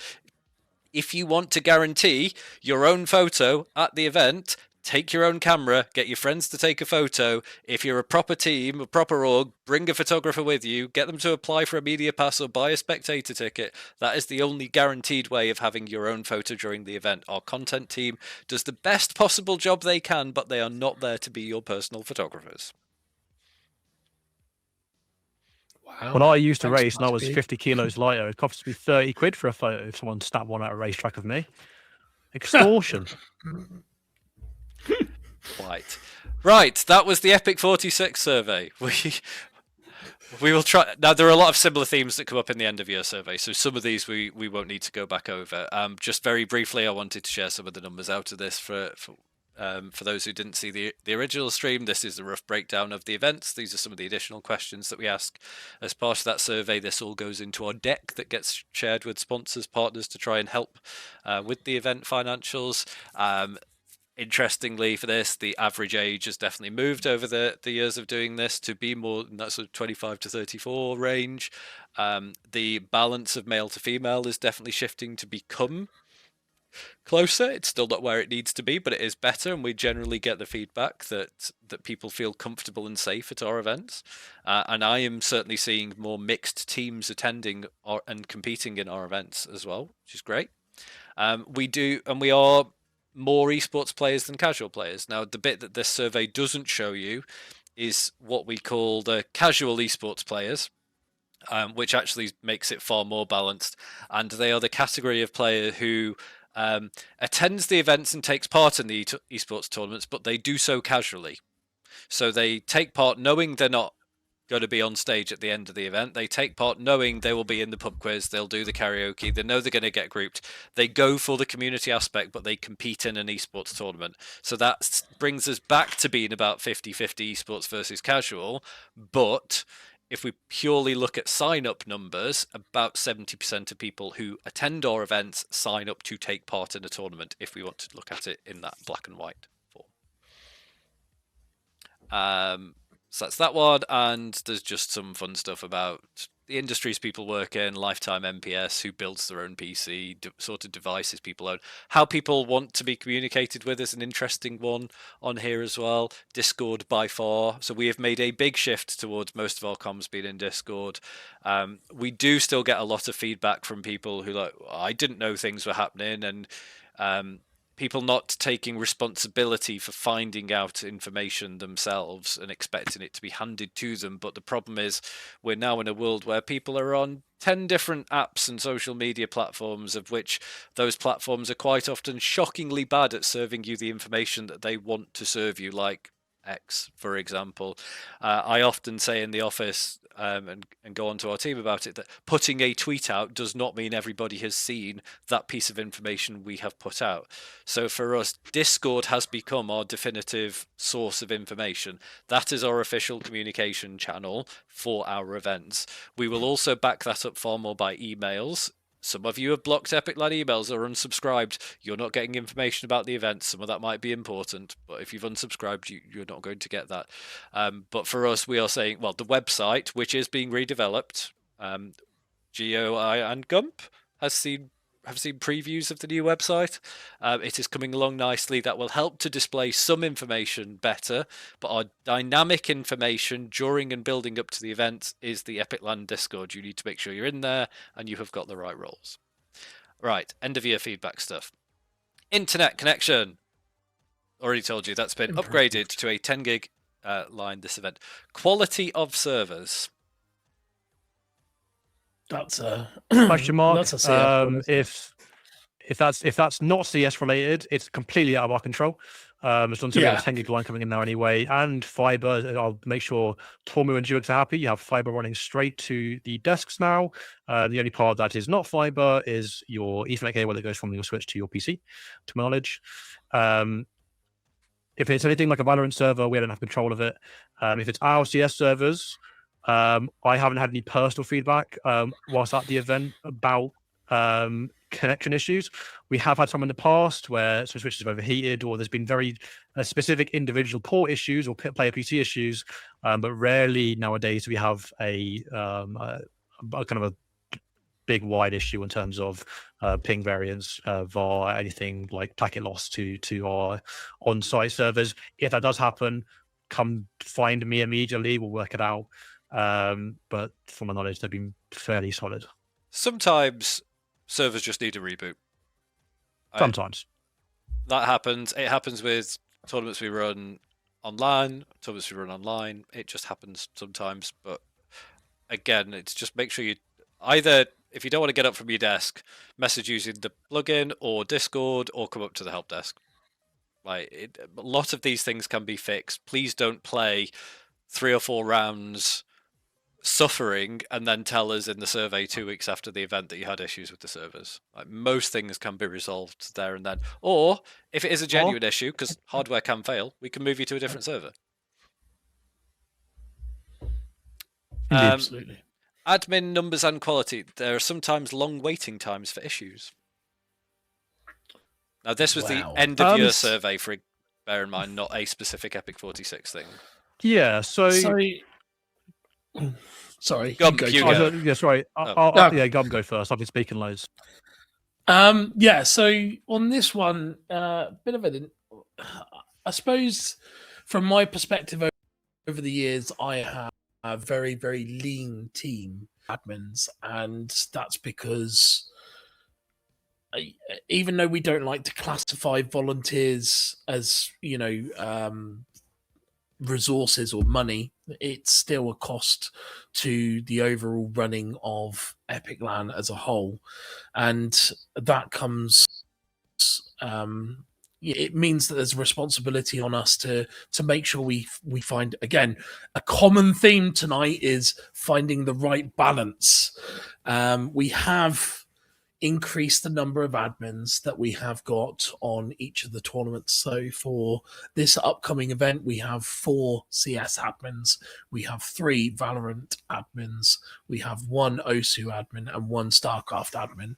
So we have increased the numbers, and like last event, we had an extra couple of people involved in that, so that we had, because obviously with Fair Isle as well as the arena last event, it meant that if there was anybody upstairs, we needed somebody upstairs to make sure that any issues came through the help desk upstairs. So we have tried to increase our numbers, and it does mean that we've got to issues quicker, but sometimes we can have 5 or 6 or 7 or 8, 9, numerous amounts of issues that happen all at once. So we have to prioritize. It's almost like we're A&E, basically. We have to triage and prioritize the issues as quickly as we can. And that's what we try to do. So sometimes those issues do get pushed to the back of the queue, and then that is just how it goes, basically. But all of that communication will be done through the Discord help desk, so that teams and players can actually see any issues that we're trying to grapple with. And if it is taking time, then the admins are tasked with just letting people know that we have seen your request and we are trying to get round to it. Before Gio jumps in with whatever point he's itching to make, I will emphasize Gump's point about using the Discord help desk or channels. Do not DM the admins with issues. And I know it's tempting and it's what you all want to do because you're all used to doing it and you've probably got them all as friends on there anyway. But the support ticket system for anything, whether that's technical issues or tournament related issues, is intended to help us manage. We see the order things come in. We can see how long people have been waiting for. We can assign and claim tickets. They get assigned to the right group of people. If you DM an individual, so one of those 4 CS admins, and they are dealing with something else, the other 3 don't know that you've raised an issue. Whereas if it's in a support ticket, the entire team can see it, including me, Geo, Gump, and everybody else associated with the running of the tournament, and any of us could step in to support those issues. So please use the feedback systems that we put in place. Don't just go direct to individuals. They may be on a break. And again, like, I think there's also a welfare point of view as well. Yeah, I was just going to say, very well said from both of you. I haven't really got much else to add in regards to that. The only 2 things that I can think of that would be really useful for people to keep in mind when notifying us of an issue is, if you remember your seat number, that's fantastic, especially if you come to someone in person. If you know what your seat number is and we have to come and see and help something at your desk or row specifically, that's fantastic. And let us know what you're doing. If you say you have an issue and then suddenly disappear to go out for a break or grab a coffee and we can't find you, then it just delays other issues that we have in the pipeline. One thing we've done this event, by the way, is last event we had some internal, I don't know how to say this, internal misunderstanding of how the help desk was supposed to operate at the event, and some resourcing challenges. I'm being very politically careful. The help desk in the main arena this event will be staffed longer hours by various members of the team. We've changed our whole team structure. We have a new team this event as well. So yeah, the help desk will be available for longer for those people who are coming up with issues in person as well. That was left vacant for quite a few hours last event, which we have worked on. And that was our entire mistake last event. It was a complete oversight. I'm not going to make excuses for it. We fucked up on that one, and it is resolved for this event. I'm gonna skip one. We've talked about the seeding style, the whitewash. We've talked about the photos. Just starting games later. I'm going to very quickly address that one. You know what I'm going to say. If we start the games later, they finish later. You're running until 2 or 3 o'clock in the morning. We hit that barrier at the end of the event, which means we overrun. We can't overrun. We have to be out at 4 o'clock. So we start the games at the time we want them to start. We need them to start. If everything runs nicely, then yes, we can start later. But we have the number of games to fit in that we have to fit in. That is a block. I was once told in project management terms to think of blocks of time on things like a Gantt chart of being wooden blocks. They can't be squashed, they can't be stretched, they are fixed physical blocks that can only be moved. That's the analogy here with the tournaments as well. Also, stop asking if you can play your game the next day because you both agree or whatever. No, you can't. I've got to wake up earlier. Fred have to wake up earlier. Production has to wake up earlier. It's not happening. Yeah, we already wake up early anyway. This next point is going to be an interesting debate, I feel, which is why I thought I'd leave it to the last one on this slide. Then I think we only have one more slide after this. Attract higher teams so the event carries more VRS depth. And I think that was... Today was probably a really, really good time for this to come up, bearing in mind we got the HLTV coverage listed today. Freddie made his little tweet. I reacted to Freddie's little tweet. I made the comment, what was my exact wording?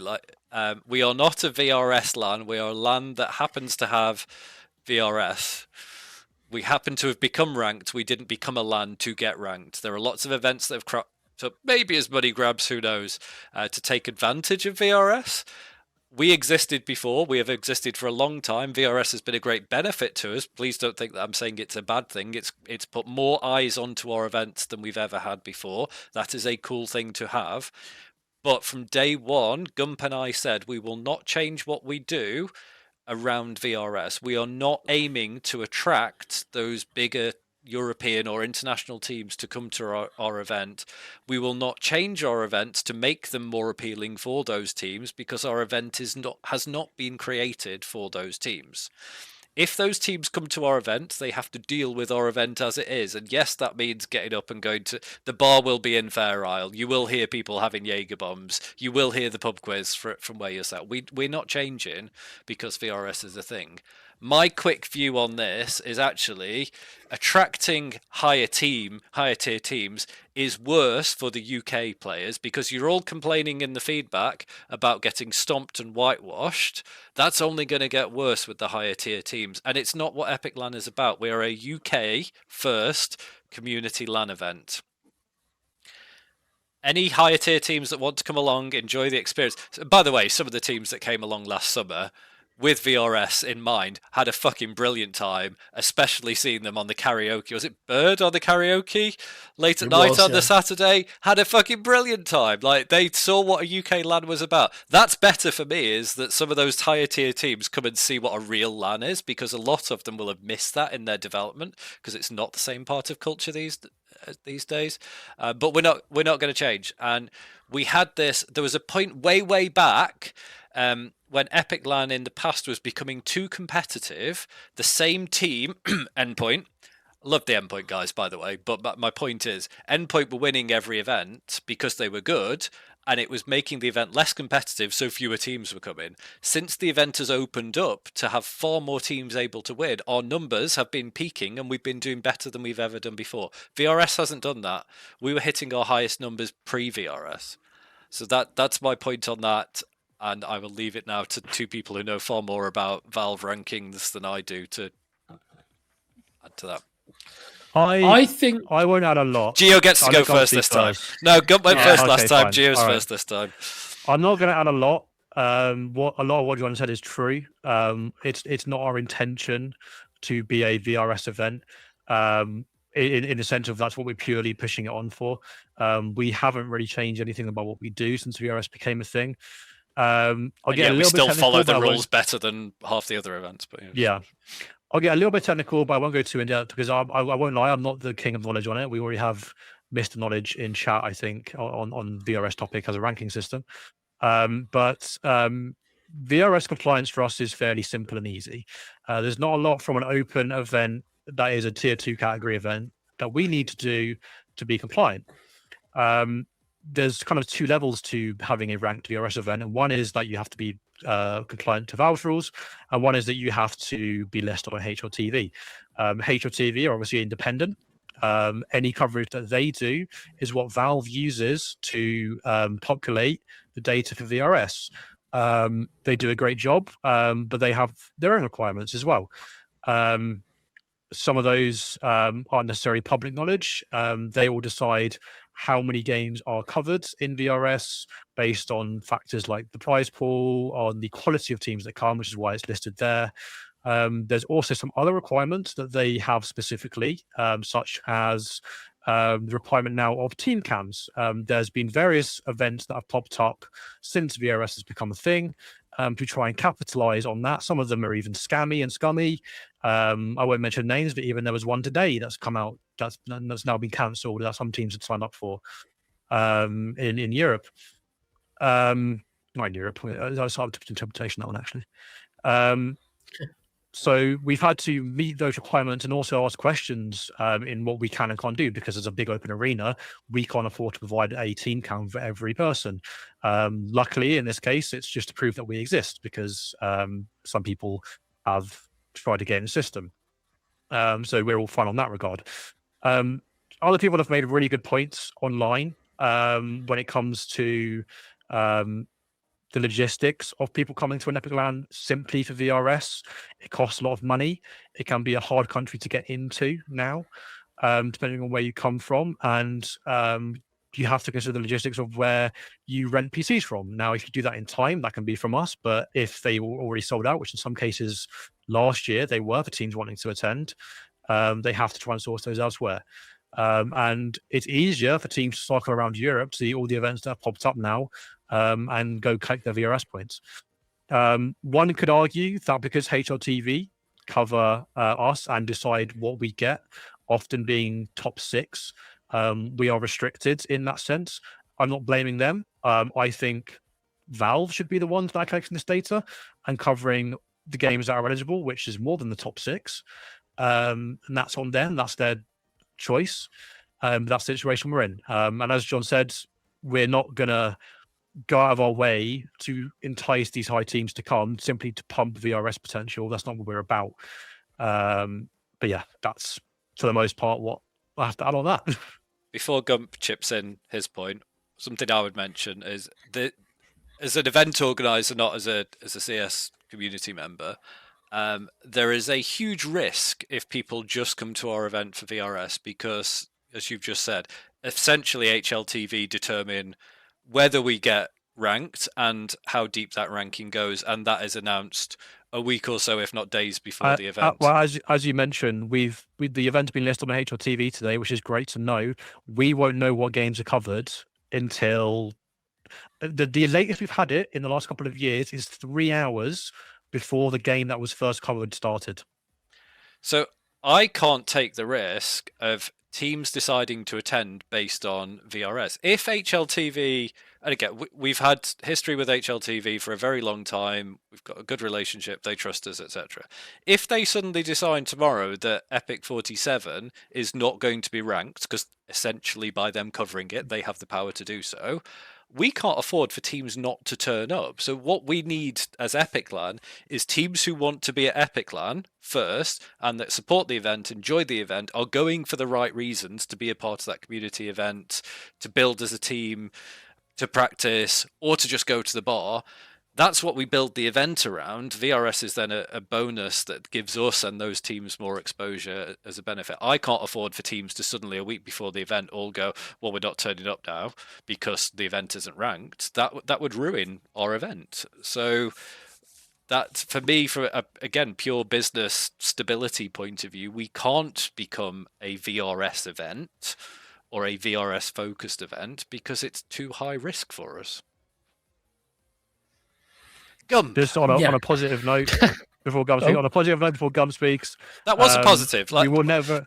No, it is. But what I was about to say is, we will never not comply unless the goalpost moves ridiculous. And we have to spend like £50,000 to buy some equipment to cover the event. Which potentially, we're always going to try and comply. Team Comms was almost that. When we first were notified or found out from the tour about the team camera requirement, an interpretation of that could have been so expensive for us that we couldn't have complied.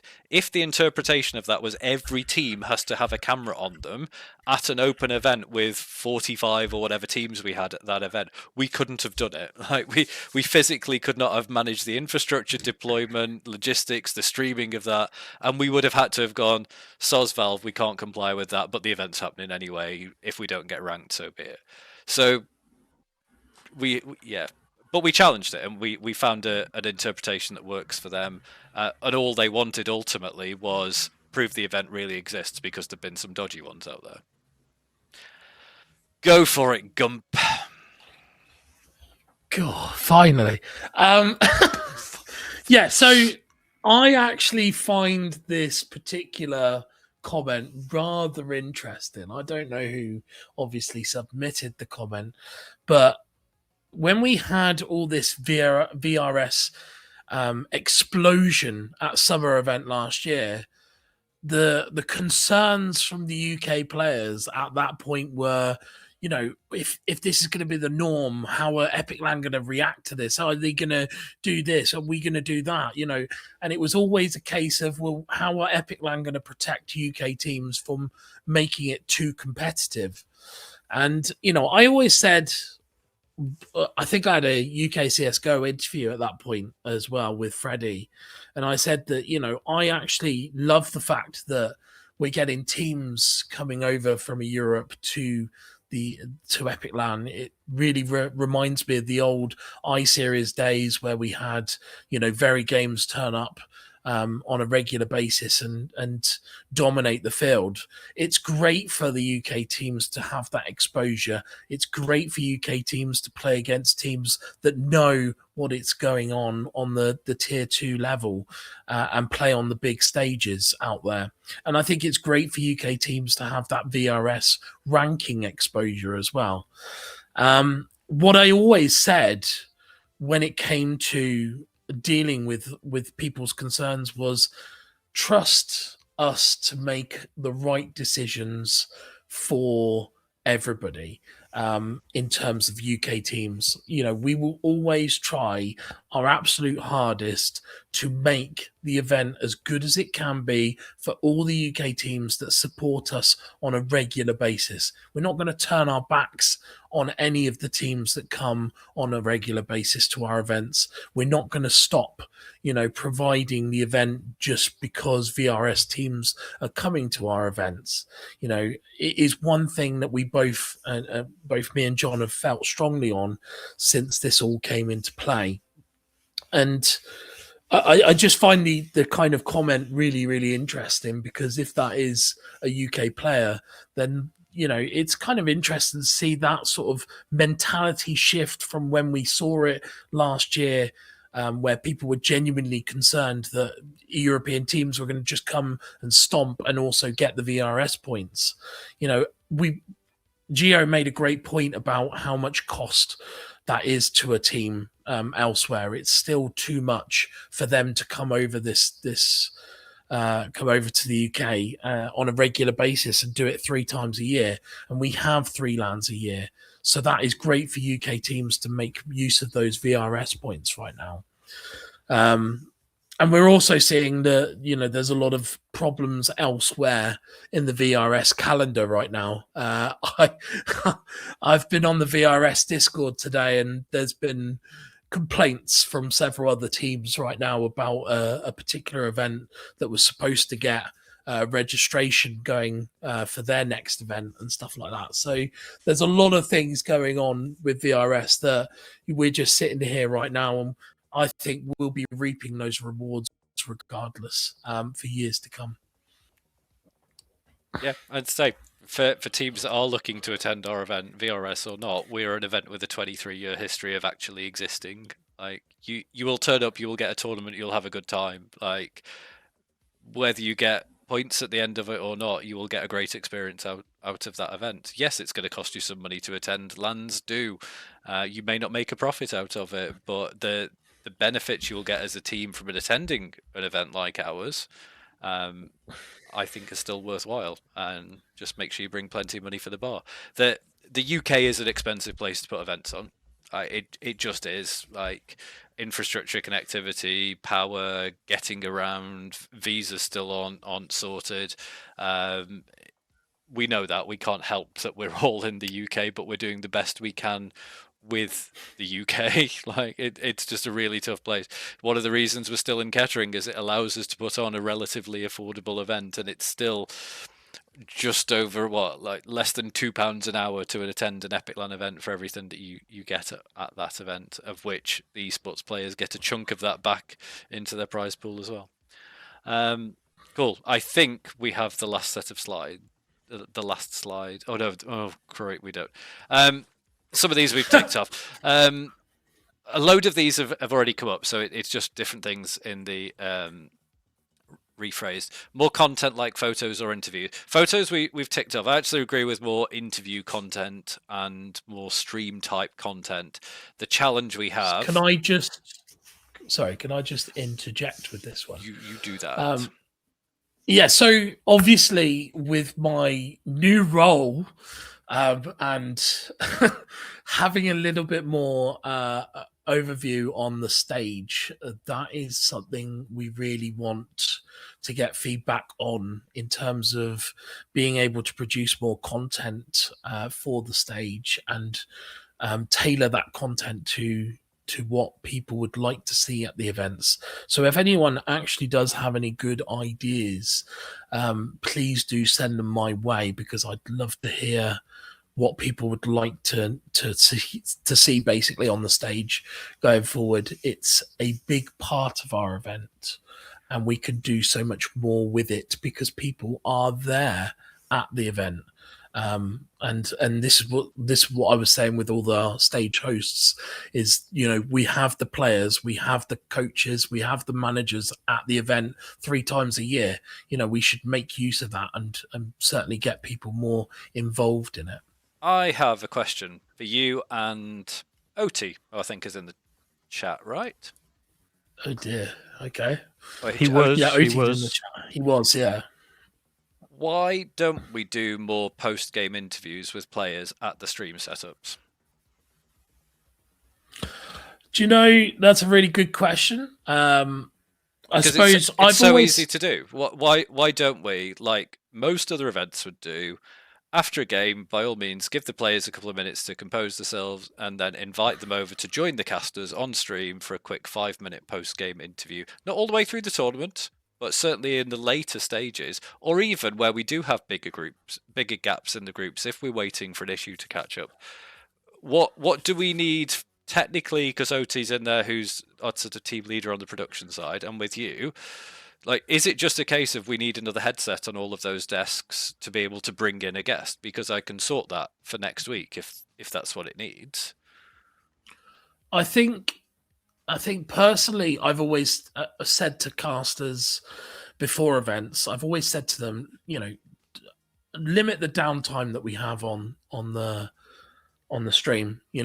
Try and do interviews. It's just not translated very well across, and maybe we do need an extra sort of headset or two for each of the streams. We have, like, I suppose in the StarCraft community, they do like post-match interviews a lot of the time. Like EXO and Bollard are really, really good at grabbing players and saying, having a quick interview, and they always do that on their streams. I've not seen it much on Osu. I don't know if Dan does exactly the same, but I imagine that's something that they do from time to time. But with the CS and Valorant streams, we've never really sort of got the casters to sort of do it. I don't think. Let me talk to OT, because the one thing that did just spring to, so we have lots of spare headsets. There is no shortage of headsets. I don't know if we have the audio inputs on the Scarlets that we use on the FPS streams. So I think they're only 2-channel in. If that's all I need to resolve for next week to get another input in, is to swap those audio interfaces, I think we should at least try it with some of the games, not all the way through, because I don't think it's not that sort of event. We don't necessarily have as many like media trained and teams who are suitable for that, but there will be some teams where you two will know there will be players on some of those teams that will be happy to do an interview. Not always. Like, we know some teams or some newer teams might not be used to that, but I think we could start adding in one or two here and there for known teams where we know there are personalities on there. So let me talk to OT and see if we can do more interview stuff. And then once we have it, that can very easily be clipped out and put up as videos as well. If it's done live, it's easy to then chop that up and do something with that. Absolutely. All right. There we go. There's a promise to fix that one for next week if I can technically, but I'm pretty sure I can. More tournaments games we've talked about. Improvements to reliability / features in the CS plugin. We have Geo here, and I think we have the author of the plugin maybe in Discord and in Twitch chat. Is Duds around? He has been around. He's around. Yeah. So, improvements to reliability features in the CS plugin. I think one thing is, obviously, that had to be rewritten last year anyway, from scratch, pretty much, Geo? From scratch, yeah. Because, we went to CS2, and a lot of the features that we used to use just ceased to exist. So Dan has had to rewrite the plugin. But yeah, where's it at in terms of development? What needs to be added in? Where's it at in terms of stability? Twitch chat, what do you want into the plugin that isn't already there? Talk plugin. This is a great Twitch chat kind of question. If those are here that obviously have experience with it, there have been some issues. There was various issues 2 events ago, I believe. Some of these things come up so it runs on Counter-Strike Sharp is the kind of language it runs on, based in C Sharp, which also leverages MetaMod. Depending on certain game updates and MetaMod updates, it can break aspects of the plugin. We have our own plugin for various reasons. It runs in other B2B events as well, but it also integrates directly with our tournament platform. So for those that ask why don't you use something that's off the shelf, one is well, that's the main reason basically, is that it integrates directly within our tournament platform, which we've now kind of rehooked up for score integration and everything else. It goes back to our dashboard. So if someone does a call admin in game, that gets flagged immediately on a dashboard, full Discord logging, etc. So really useful for us from an operational perspective for managing games. So that's why we have our own.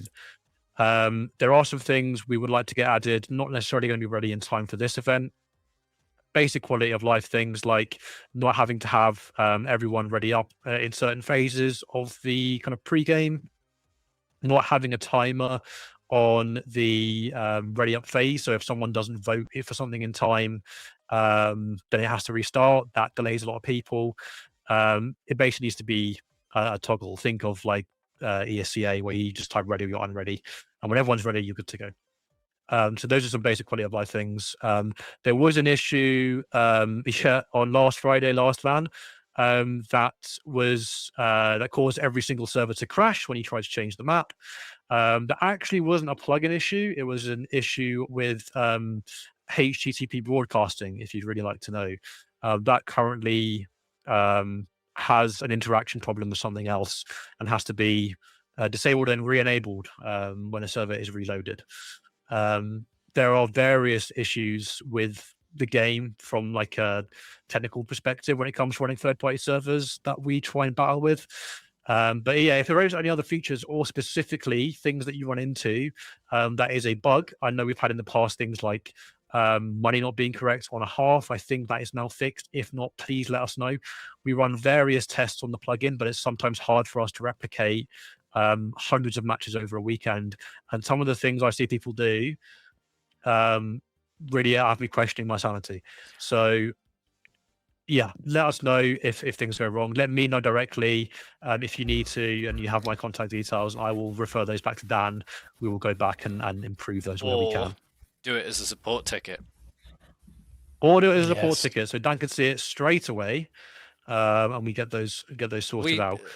But it was bar that one first round on Friday last event. I did do some on-site surveying of certain people who said didn't have any issues bar that. So that is one of the reasons we use our own systems that are completely in-house. The people who write and work on those systems are physically there at the event. We're not relying on developers who work Monday to Friday 9 to 5 to fix those things. Dunce sits in the event office, talks to Gio, works with the admins, so we can fix, especially if it's minor config things that are just slightly wrong. We can tweak things straight away.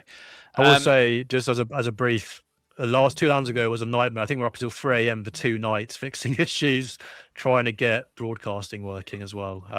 So it can be a bit of a pain, but no. Wrap it up, fella. We need to play. Yes, we're not far off. We are nearly done. Power outages causing delays.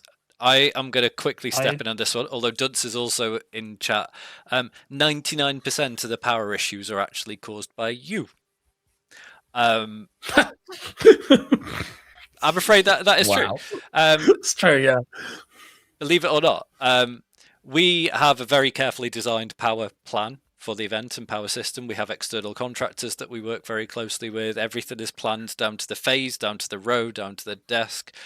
And it tends to go wrong when people either plug in things that they are not supposed to plug in into the wrong place, so everybody has a socket allocated to their desk. If people daisy chain off other people's power sockets or plug into the opposite side of the desk, then we end up overloading rows or individual phases within the event. So plug into the socket that is under your desk with your 4-way, and just your 4-way, that's it. Don't plug into other people's 4-ways, you all have a socket allocated. If you can't find it, come and ask us. Don't plug in things you're not supposed to. Mini fridges, heaters, kettles. We've literally had people bring kettles and plug those in before and wonder why it blew the power. Fridges we're going to be clamping down on, including fridges that people are running off their own PCs because people are like, oh, it's a loophole, we can still run it. No, it still increases the overall draw of power through the event, and the average is creeping up as people's PCs get more powerful and put bigger power supplies in. So we will be locking that off as well. Or, as last event, people spilling drinks in the power socket. That's not our fault. If somebody spills their cider into one of the power runs, of course it's going to trip. It's done its job. It's stopped working and stopped delivering power to your PCs, so it doesn't kill your PCs. But of course it's going to wreck that power run, which then has to be replaced, both at the event, and then it all has to be stripped down and cleaned back at the office, or even physically replaced because it's broken, which means more cost onto your tickets. So it's rare that it's us causing a power problem. It is usually the actions of you guys sitting at the desks, either intentionally or unintentionally. Please plug into the power socket that is allocated to you with the list of things you're allowed to bring to the event. Dunce is in the chat. Is there anything to add, Dunce or Gio? I will add something on Dan's behalf, just so people are aware of what goes on when that happens. We've had a couple of different trips over the last few events. It's not as tripping is great. Obviously, as John said, it does its job, but it's not a case of just just flick it back on because it's trips. No, we have to tell everyone if we want to do it properly and make sure it doesn't happen again for the rest of the event. Everyone that's affected, we have to tell to get out of the way for a minute. Make sure power is fully off. We send 2 or 3 people down underneath every single desk that was affected to make sure that it is plugged in correctly. People haven't changed, daisy chained anything under there, plugged it in wrong. Again, for the most case, that is normally what we find. We then have to fix that. We then have to turn power back on and gradually turn systems on so we don't surge it immediately again by turning 20 PCs on at the same time. And then obviously everyone has to get back into game, do any round restores or reset ups. And that's why it takes 20 to 30 minutes every time we have a power outage. So it is really crucial, kind of, again, for the schedule things you talked about earlier in the day, that we try and avoid that as much as possible.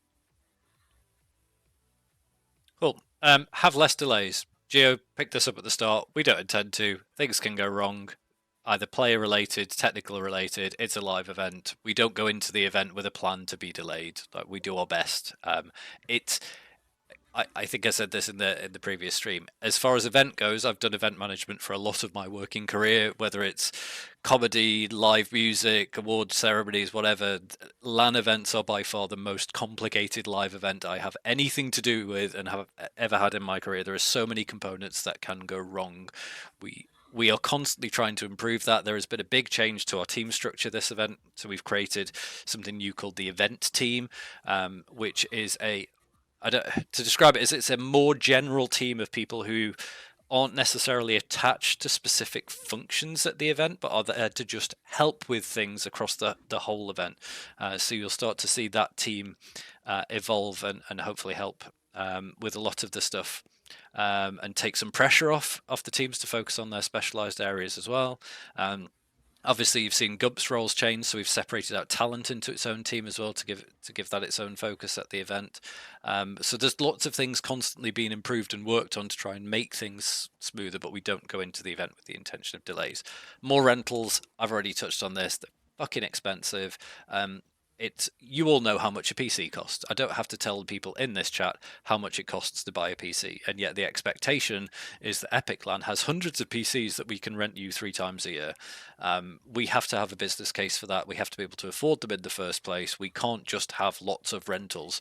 We are also one of the cheapest places in the UK to rent PCs from, both B2C and B2B. We are cheaper than the other 2 big events for rentals at our events, and we are cheaper than most providers who rent PCs in this world. If we need to have more PCs, we have to be able to guarantee that we can rent them out.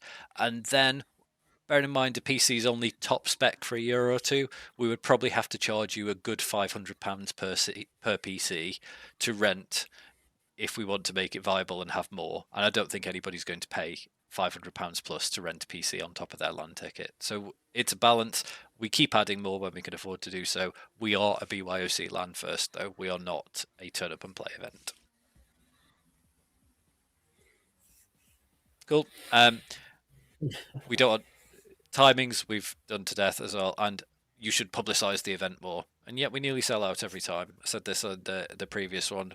You should have more publicity. Almost every event we have sells out. We're at a size where we are comfortable. We are limited in how much we can grow the event without moving to a bigger and more expensive venue. So actually, the amount of publicity we have is probably about where it needs to be for the size of the event that we want to run. We do not want to be a big expo type event, and I think there is a natural capacity and appetite for BYOC, which I feel like we're at. Remember, other event numbers were decreasing, ours is increasing. So I think we have a proportional amount of publicity to the size and type of event we want to be. Just get more people forehead. Last 3 points. These really are the last 3 points, and then I've just got a list of games that people want us to run in the future. More assistance for players who are struggling to help find a team. I don't know what we can do to help here, but I mean, intrigued to know. I mean, chat have the ideas. use of free agency is what it's there for. That's kind of as much as we can help. Plus the channels that we offer in Discord, doesn't dump. Yeah, I've tried this event to mirror up as many people as I can. Where I've seen them on the Discord channel, like in the left, the looking for team kind of thing. There's only so much we can do, unfortunately. I'm not entirely sure what else we could do. There was teams.gg back in the day, but unfortunately that's a project that's now since gone. So it's not something that's probably feasible for us to really run as a business perspective. But it's like we try and point, if we get people who ask, where can I find a team, we try and point them in the right direction, and that's the most we really can do, unfortunately. We're not always the players ourselves. The extended comment in the survey talked about having a Google form or a poll, and then that's just creating another system, and it becomes a very manual matchmaking process for us. Some of this comes back to what we discussed in the last feedback stream, where communities are divided far more than they ever used to be, where there used to just be a forum or a IRC channel for an entire event or community, and people could all see each other. Everyone has their own Discord. Everyone has their own I don't know, their own networks and social media ways of hanging out and discussing. There isn't a central point for that. Gio said there is a free agent system within the website where you can sign up, and that's both as a player you can sign up to say, hey, I want a team, or as somebody who has a team, you can go through that free agent list and see who's there, and you can pick people and message them to bring them into your team, or you can use Discord. I don't know what more we can do. Like, sometimes I've felt that comments expect us to make people's teams for them, and we can't really do that. If we were to just start putting random fives together, I don't think those 5 people would necessarily have a great experience. If it was just like 5 randoms that turned up to the event and were like, okay, we've made a team for you. You're all different roles, but fuck it, give it a go. I just don't think we can go that far, and we've created tools that help. I don't know how much further we can go. No. Ensure rules are up to par so there's no loopholes. Gio, I'm going to throw this at you as a rulebook. I mean, so yeah, rules are tweaked consistently when it comes to the tournaments as well as the kind of event-wide ones. There's a balance to be had here between closing loopholes and having everything written in a massive document that covers every single angle, but also not being stupidly black and white that you can't have a little bit of leeway. Rules are there for a reason. We do enforce them. If there is any glaring loopholes that people want closed up or that have caused massive arguments in the past, please do let us know. But we also want room to make adult decisions that make sense and are in the spirit of the event. We touched on it a little bit earlier today, is that if a team really wants to force a default, if they are not hitting a very specific time limit on when they're meant to be in a server, we will do it. But for the most part, when it comes to someone raising an issue of an opponent, there is a lot of sensibility in that.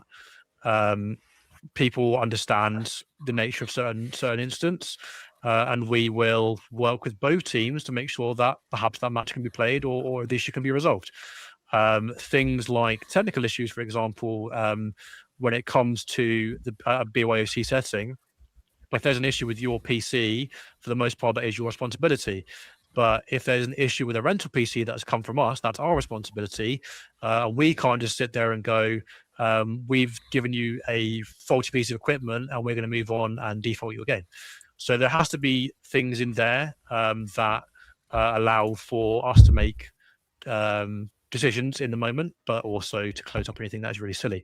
We are introducing things that suggest that you that note on medical issues for people, and also based off last LAN, people not taking care of themselves and not notifying us of potential medical issues. Not that that would ever be forced, but that directly impacted the running of the tournament and delayed various games. We need contingency in place for that, so it's things that we're looking at doing. But yeah, I'll stop rambling on rules. There's always improvements and tweaks to be made, and they are consistently being made. Gump, anything else on that one? No, I think Gio's pretty much covered that really well. I will say that me and Gio have had many conversations about this, like privately, and we've like, you know, back in the day, well, it was 2018 that I rewrote all the rule books on our tournament platform to make them a little bit more streamlined and easier for players to actually read. And now we're sort of going back in the other direction where we need to cover all the bases. So, yeah, it's just a constant evolution that we're going through, and we just try our best to keep ahead of the curve. I think on that one, again, it's the nature and scale and level of the events that we're running as well. If it's not that we're not capable of writing an extremely detailed, absolute black and white rulebook. If you see some of the rulebooks that Gio is involved in some of the third-party tournaments that we run, including up to Tier 1, some of them are absolute fucking manuals. Like, if you were to print them out, you'd be running at like 40-odd pages where every eventuality is covered. What we have to try and balance with an EPIC.LAN event is some of these people have never been to a LAN before. And how do we create a welcoming experience that gets people used to taking part in a more competitive environment, and not having a rule book that is so complicated that people don't understand it or don't bother reading it.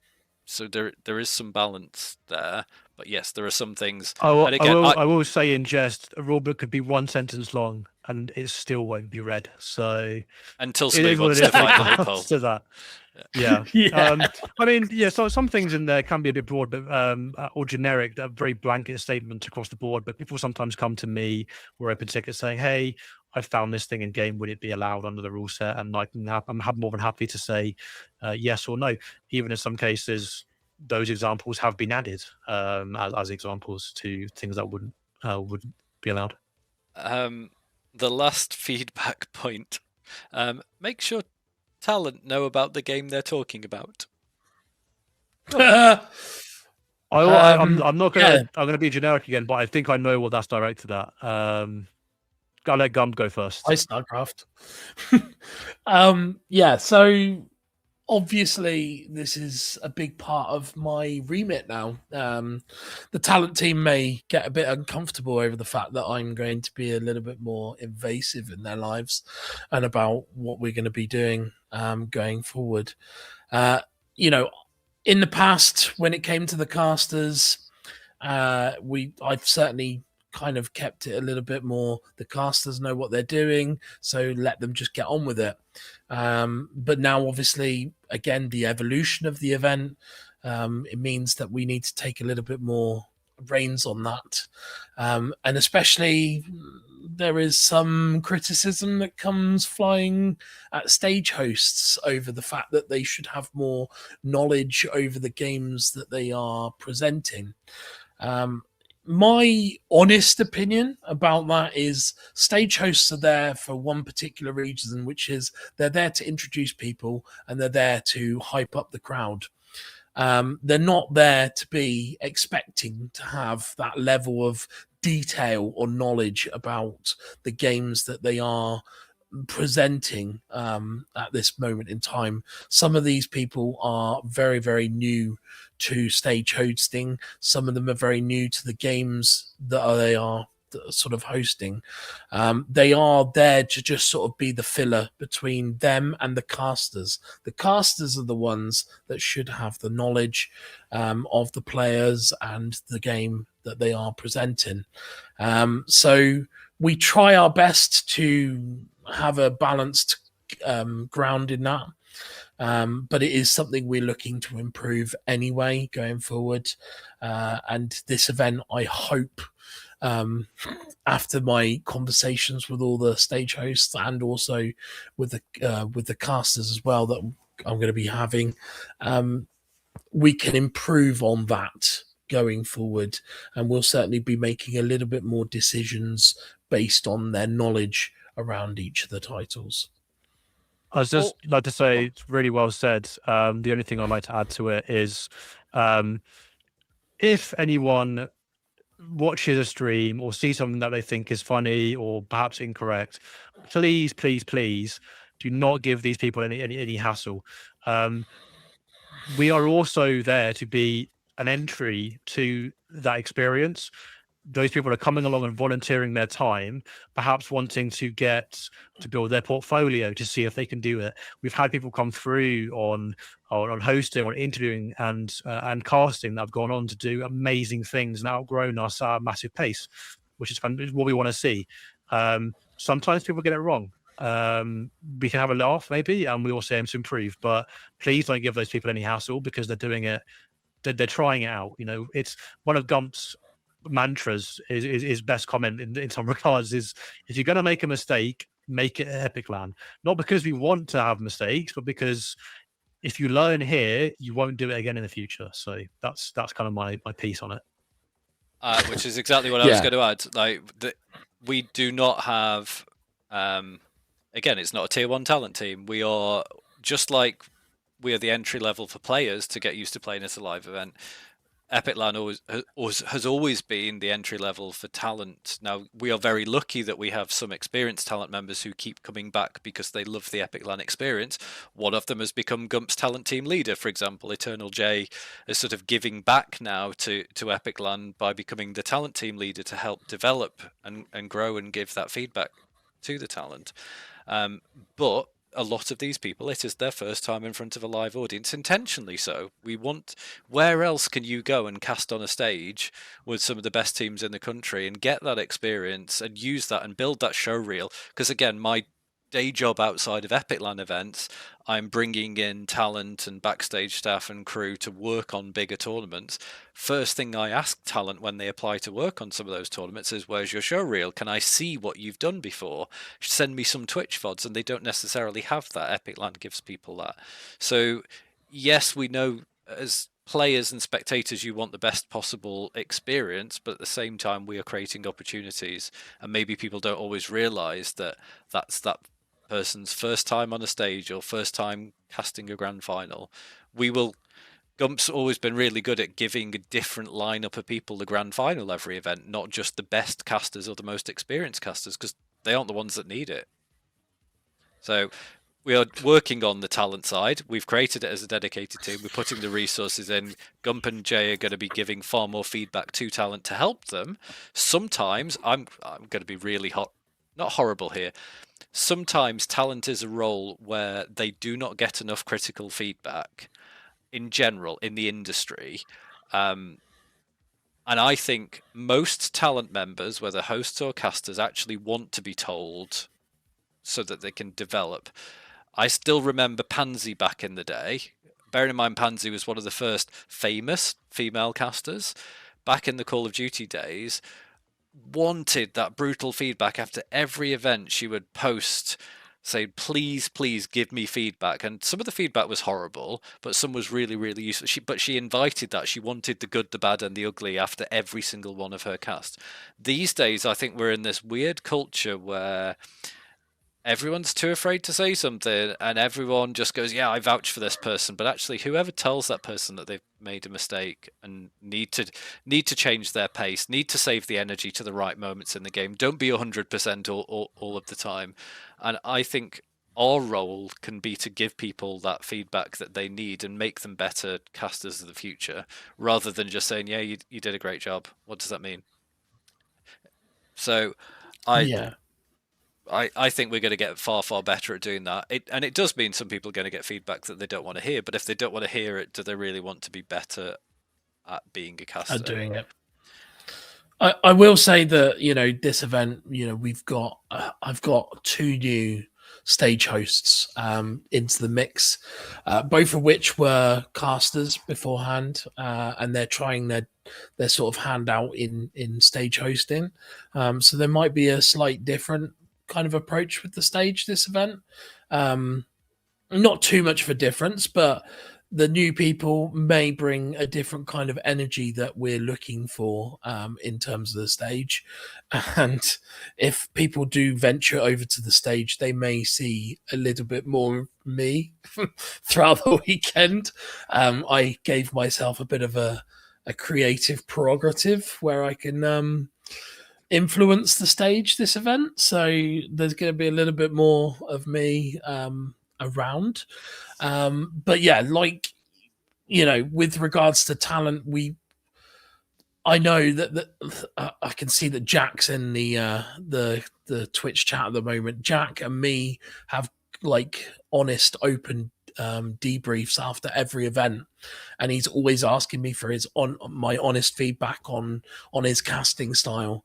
And they don't, as casters, they don't get enough of that honest, open feedback from elsewhere. And it's the only place they do get the feedback really is from me or Geo or Eternal J, and it's valuable feedback for them. What happened to things like VOD reviews? Like that's how the casters that you see at the sort of tier 1 international stages right now used to get people to do VOD reviews after their casts and get friends, colleagues and peers and teams to give that feedback. That to me feels like it's stopped a little bit.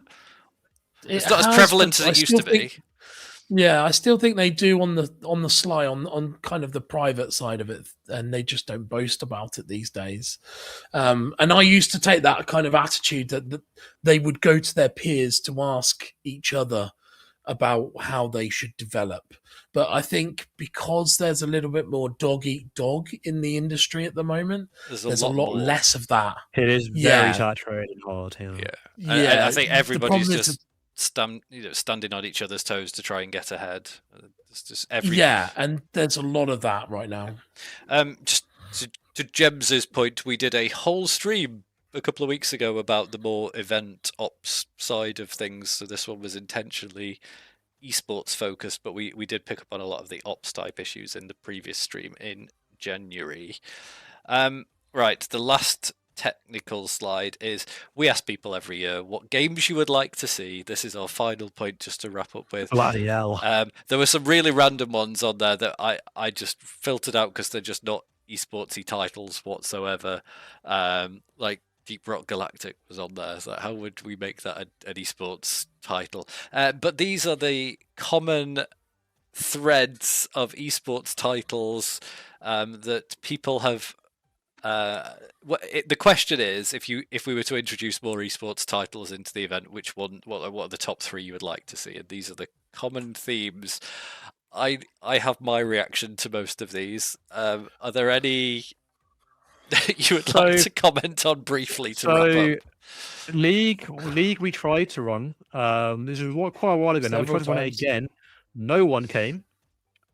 We've even offered to do things that we've done with OSU. Obviously, OSU's been massively successful in coming to EPIC.LAN. That spawned off that community wanting to run something, and we supported that. We didn't go out of our way to host it. They said, we want to come. Can you support us? And we went, yeah. We've offered that to various different people that have suggested we do league, and nothing's come of it. I'd say Deadlock's definitely on the radar. It's on my radar. Is that still even? Certainly on my radar. It's growing, John. Have you not been saying that? It's had a recent major update. Well, it's worth noting it's not released yet. It's still in its invite. Yeah, we kind of need stage. Yeah, we kind of need now to actually officially announce it. Really, Deadlock won't be a tournament for us, I feel, until it's actually out. But it's on the radar. I think it's definitely one that could be interesting. I'm just still worried that it's already had its hype peak.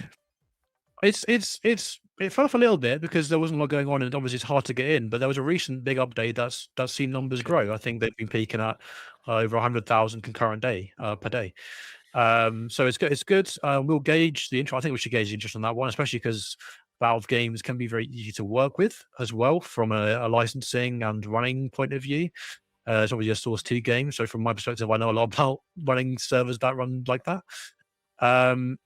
But yeah, we'll gauge interest. Maybe reach out to people like Jackie, who's big on Deadlock. See how that goes in the future. And he's a big friend of EPIC.LAN, isn't he? He is indeed. Arc Raid is an extraction game for tournament. I don't really know. I don't know about that one. Rocket League, no one came to that and ran it. Also, just to add on Rocket League, and I don't know how some other events are getting away with this, the community license requirements for Rocket League are even tighter than when we used to run it. You now can't even charge entry at all into an event to allow people to play Rocket League. We always used to use a loophole, which is you're buying a ticket to the event, and therefore once you're at the event, entry into the tournaments is free. If you read the community licensing now for Rocket League, you can't even do that. So other recent events that have announced Rocket League tournaments that are behind a ticketed entry fee, I think are in breach of the community license for Rocket League. Just saying. Fantastic. Good to know. Apex will involve talking to EA. So no. Call of Duty would involve talking to Activision. So no. And it's 18 plus. Overwatch would involve talking to Activision again. Blizzard. Yeah. We have a great relationship with Ubisoft, with our success, but no one really came to it when we last ran it. Again, Siege is obviously a world that I know more about because we handle tier 2 for Siege. The only way I think Siege would work at EPIC.LAN is just a finals event. So we know that online it's popular because we run Rainbow Rumble outside of our LAN work. I think a LAN finals, a bit like we did at EGX for Rainbow Rampage, would potentially work, but just a finals event. I don't think comes back to that point we made earlier on in the stream about Siege just doesn't have a LAN community. They just don't get it. When Rampage was announced, we saw the reaction to it of why would we go to London to play it on LAN? It's really, really expensive. Like, why would we do that? It's like, yeah, you don't get it. You don't get the audience and community side. And that's from Siege actually has a really strong community of going to events. Like, look at things like the Manchester Major, for example. But I just don't think they would go to a LAN. Or not a BYOC LAN anyway. Yeah. There is one particular game that I'm surprised isn't on there, which is Marvel Rivals. Didn't come up once in the survey. Yeah, I'm surprised that's not on there. Considering I had a load of people ask me about it, and we've had discussions with various community leaders in trying to get it to Epic. I'd love to see it. Like, I think it would look cool, although 6v6. Yeah, exactly. It's just it's a bit of a logistical nightmare, isn't it? Yeah, exactly. But it's something on my radar anyway right now. My views are, I mean, when I went through the list a bit jokingly in regards to what we need to do to actually run a tournament, which is get licensing and do the right things to do that. But at the end of the day, if the interest is there, like with OSU, we'd be open to trying most things license and logistic dependent. Within the capacity that we have, like again, within February, the capacity that we have, we have room for maybe 2 more teams on the seating plan. So if we'd added, we had this when Valorant started, and we were able to increase the capacity at the time because of where we were with the venue. But I remember the first few Valorant lands, the CS players were livid that we were taking away from their seats. and they weren't filling them anyway.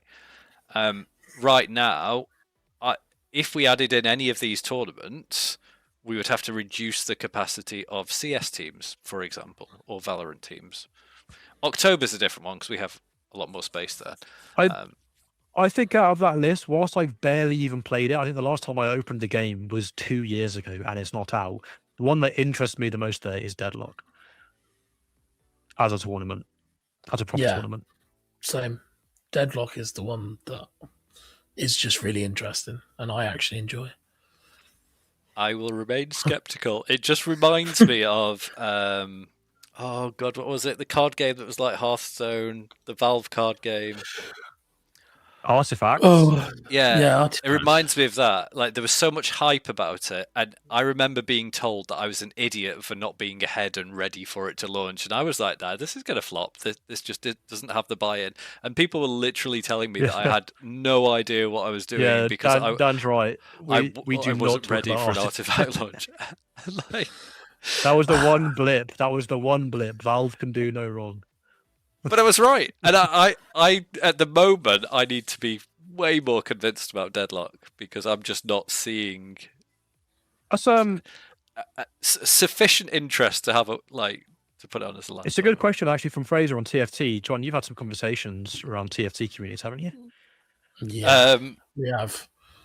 Yes, so people from within, very similar to the OSU conversation, people from within the TFT community were given the opportunity to put something on last summer, actually. And one of a regular community leader from within that community posted, sort of started it as let's just go as a meetup, see how many people turn up. If Epic see enough people going, then they'll support the tournament officially, and nobody turned up. And that wasn't us saying we're putting on a tournament, that was the community saying let's all go to Epic. We'll do our own little thing and then see what the interest was. And nothing really happened. Afraid not. No, OSU is the outlier right now for us. It really has become the big growth base. OSU so the OSU community were going in those numbers to Insomnia. So they existed as a community that went to LANs and understood the social and community and competitive benefits of going to LANs. Terry and I just got chatting to them in the breakfast queue when they came to scout out Epic, and we're like, hey, let's do something and work with you to develop this, and let's put it on the stage, treat it like with the rest of the esports finals. And we sort of worked with them to develop that as a community. But it had to start with the point of them getting LAN. Yes. And on that, a quick reminder of all of our dates for the rest of 2026. We have lots and lots going on. Epic 47 is next week. This time next week, we will be in the Sports Hall of Esports in Kettering. We will be open, in fact. Gump will have already been to the bar and not bought a drink. We'll have done the holding pen thing for those who don't read my announcements in Discord. We're changing how check-in works to make it a little bit easier to get people through security faster. But yes, we will see you in Kettering in a week's time. There are still 20-something tickets left, so come along. Still room for teams, still room for casual players. They're still selling spectator tickets, so if you haven't been for a while, but it's too late to bring your PC, grab a spectator ticket, come down, watch the games, do the pub quiz, meet some of the exhibitors, play some of the demo games that are there. We then have our smaller event. By the way, for those who don't know, our tabletop events are not just tabletop events. They have a 40-player casual LAN there as well. So there is a LAN party aspect to those. We've got some community meetups to the likes of Thorpe Park, Avenue Q, for those who remember that. Alton Towers later in the year, our usual big events. Lux in August, which is our fastest selling LAN event. Tickets for Lux go in just under 10 minutes usually, 140-player LAN in a hotel. Lux is a hype drop now. It's ridiculous. That's why we intentionally only do big one FOMO. to keep Get the ticket fast. But yes, this is our plan for the year. Unlike other events, there are no secrets. They're all announced. They're all public. We don't hide the dates. We don't drop them all last minute. The tickets always go on sale the Saturday before the previous event. You know exactly where you stand with EPIC.LAN. I can even tell you now that the dates for next year are going to be about the same as this year, so reserve those weekends. Coaches don't need to sign up to Team Page, do they? No, not unless they want to play, but they need to be on the roster if there is a chance that they have to act as I a was just substitute. answering that in chat while you were talking, but yeah, if they, I've had a couple of questions actually in regards to swapping players out if they go deep. Please make sure you have anyone that intends to be a stand-in on your team roster on the tournament site before Thursday 4 p.m. Whilst we can make emergency changes, that's not in the scope of you being a poor panner. If you know there's going to be timing issues with someone else's schedule late on Sunday or Saturday, add everyone that you need to on the team. If they're intended to be a player, they need a BYOC ticket. If they don't even need a desk, in some cases, if they want to have a ticket just as a base and play on someone else's setup as a replacement, they can. We'll work that out. But make sure they're on the team with a BYOC ticket if they intend to play at any point of the tournament. If you're a coach, just a spectator ticket is fine. There we go. Thank you very much, you two, for giving up your evening to chat. I know it's a really busy time for us a week out from the event, so timing wise this probably wasn't the best timing, but I guess there is a lot of current stuff as well. We are going to do more of this throughout the year, so whether we do it after every event, I don't know, but in general you will be seeing more of us as a team talking about feedback, gathering people's surveys. Twitch seems to be the better way of us doing this. We've actually been doing this sort of thing a lot in Discord over the last few years, and it gets the same few people every time. So Twitch has opened this up to get wider community feedback. So thank you to you two. Thank you to the team members who have been hanging around in Twitch chat as well. So we've got quite a few of the volunteers and other staff in there who've been answering questions and interacting. And thank you to the community members who've turned up and given your feedback and thoughts as well. So appreciate you all rocking up on a Thursday night until nearly 11 o'clock to chat EPIC.LAN with us. I mean, poor Gump's in the middle, falling asleep nearly. So yeah, wouldn't be the first time we've heard he's in the road. That's his uniform for the next week, by the way. You need to wash that before you bring it to LAN. I do, yeah, I do. But yeah, it's been good tonight. 3 hours. Well, no, it's 3 hours. Yeah, 3 hours. It's still not as long as the Phoenix UK episode was. It was never meant to be 30 minutes, Dunce. It was always going to be a couple of hours. And there was some topics, like with the previous one, that went on a little bit longer. But again, VRS was obviously an interesting timed one for today as well. Yeah. Thank you everyone for dropping by, asking questions. And sorry, Don, I interrupted you for the 15th time this evening. That's all right, bro. I'm more than welcome to interrupt. But no, I just wanted to sort of outline a massive thanks to all the communities that do come and rock up to our events. Like CS is always one of our biggest set of participants, and OSU now is our biggest growth area in terms of people coming to the event. Like even if they're not playing, they're all like participating in other ways. There's spectators coming for OSU as well that are huge numbers. So it's really, really great to see that as well. And not to mention the Valorant and StarCraft 2 communities as well. They are always welcome. I know I had a crisis meeting with the StarCraft guys last year. It'd be nice to keep that kind of rolling going forward with the StarCraft community and making sure that we can accommodate them as much as we can going forward. Just spotted in the chat as well, and we have to be the shills sometimes, but somebody's sitting in chat behind the XP Pro Eyewear account as well. I don't know which of you it is, but thank you for joining in the stream as well. Gio's got to go and get his. XP Pro Eyewear are partners with us for 12 months, hopefully longer. It's Ben. Hi, Ben. So thank you for joining in the chat tonight. They are at the next event. Go and have a chat with them. And as announced, this time they will be able to take measurements for prescription lenses, which is a new addition to this event. So for the first time, you'll be able to get your measurements taken by the team there. And also, if you want to try before you buy, if you go on the EPIC.LAN website, go onto your event ticket, you can add on a rental service to try them. It's refundable. You get that back at the end of the event. But if you want to give them a go, wear them for the duration of the event, then yeah, you can add that on as a service. So give that a shot as well, and you can see them as modelled by Gio. Gio's also muted himself, so he can't tell what he's saying. Yeah. I am wearing my XP Pro Airwear glasses. Yes, no, they're great. I used them all last event. On a bit, I stole them for 3 days. But I did return them, and I did pay for these ones, so it's my honest opinion. They are pretty good. I shall be popping over to the booth and seeing what we can do on prescription wise. So I obviously do have my own glasses, but it would be fantastic to be able to wear these with a prescription as well. So I'm looking forward to trying that out. I have already messaged Ben with my prescription, so he's got it. Otherwise, I'll forget to do so, and I'll. Oh, that's a very good point.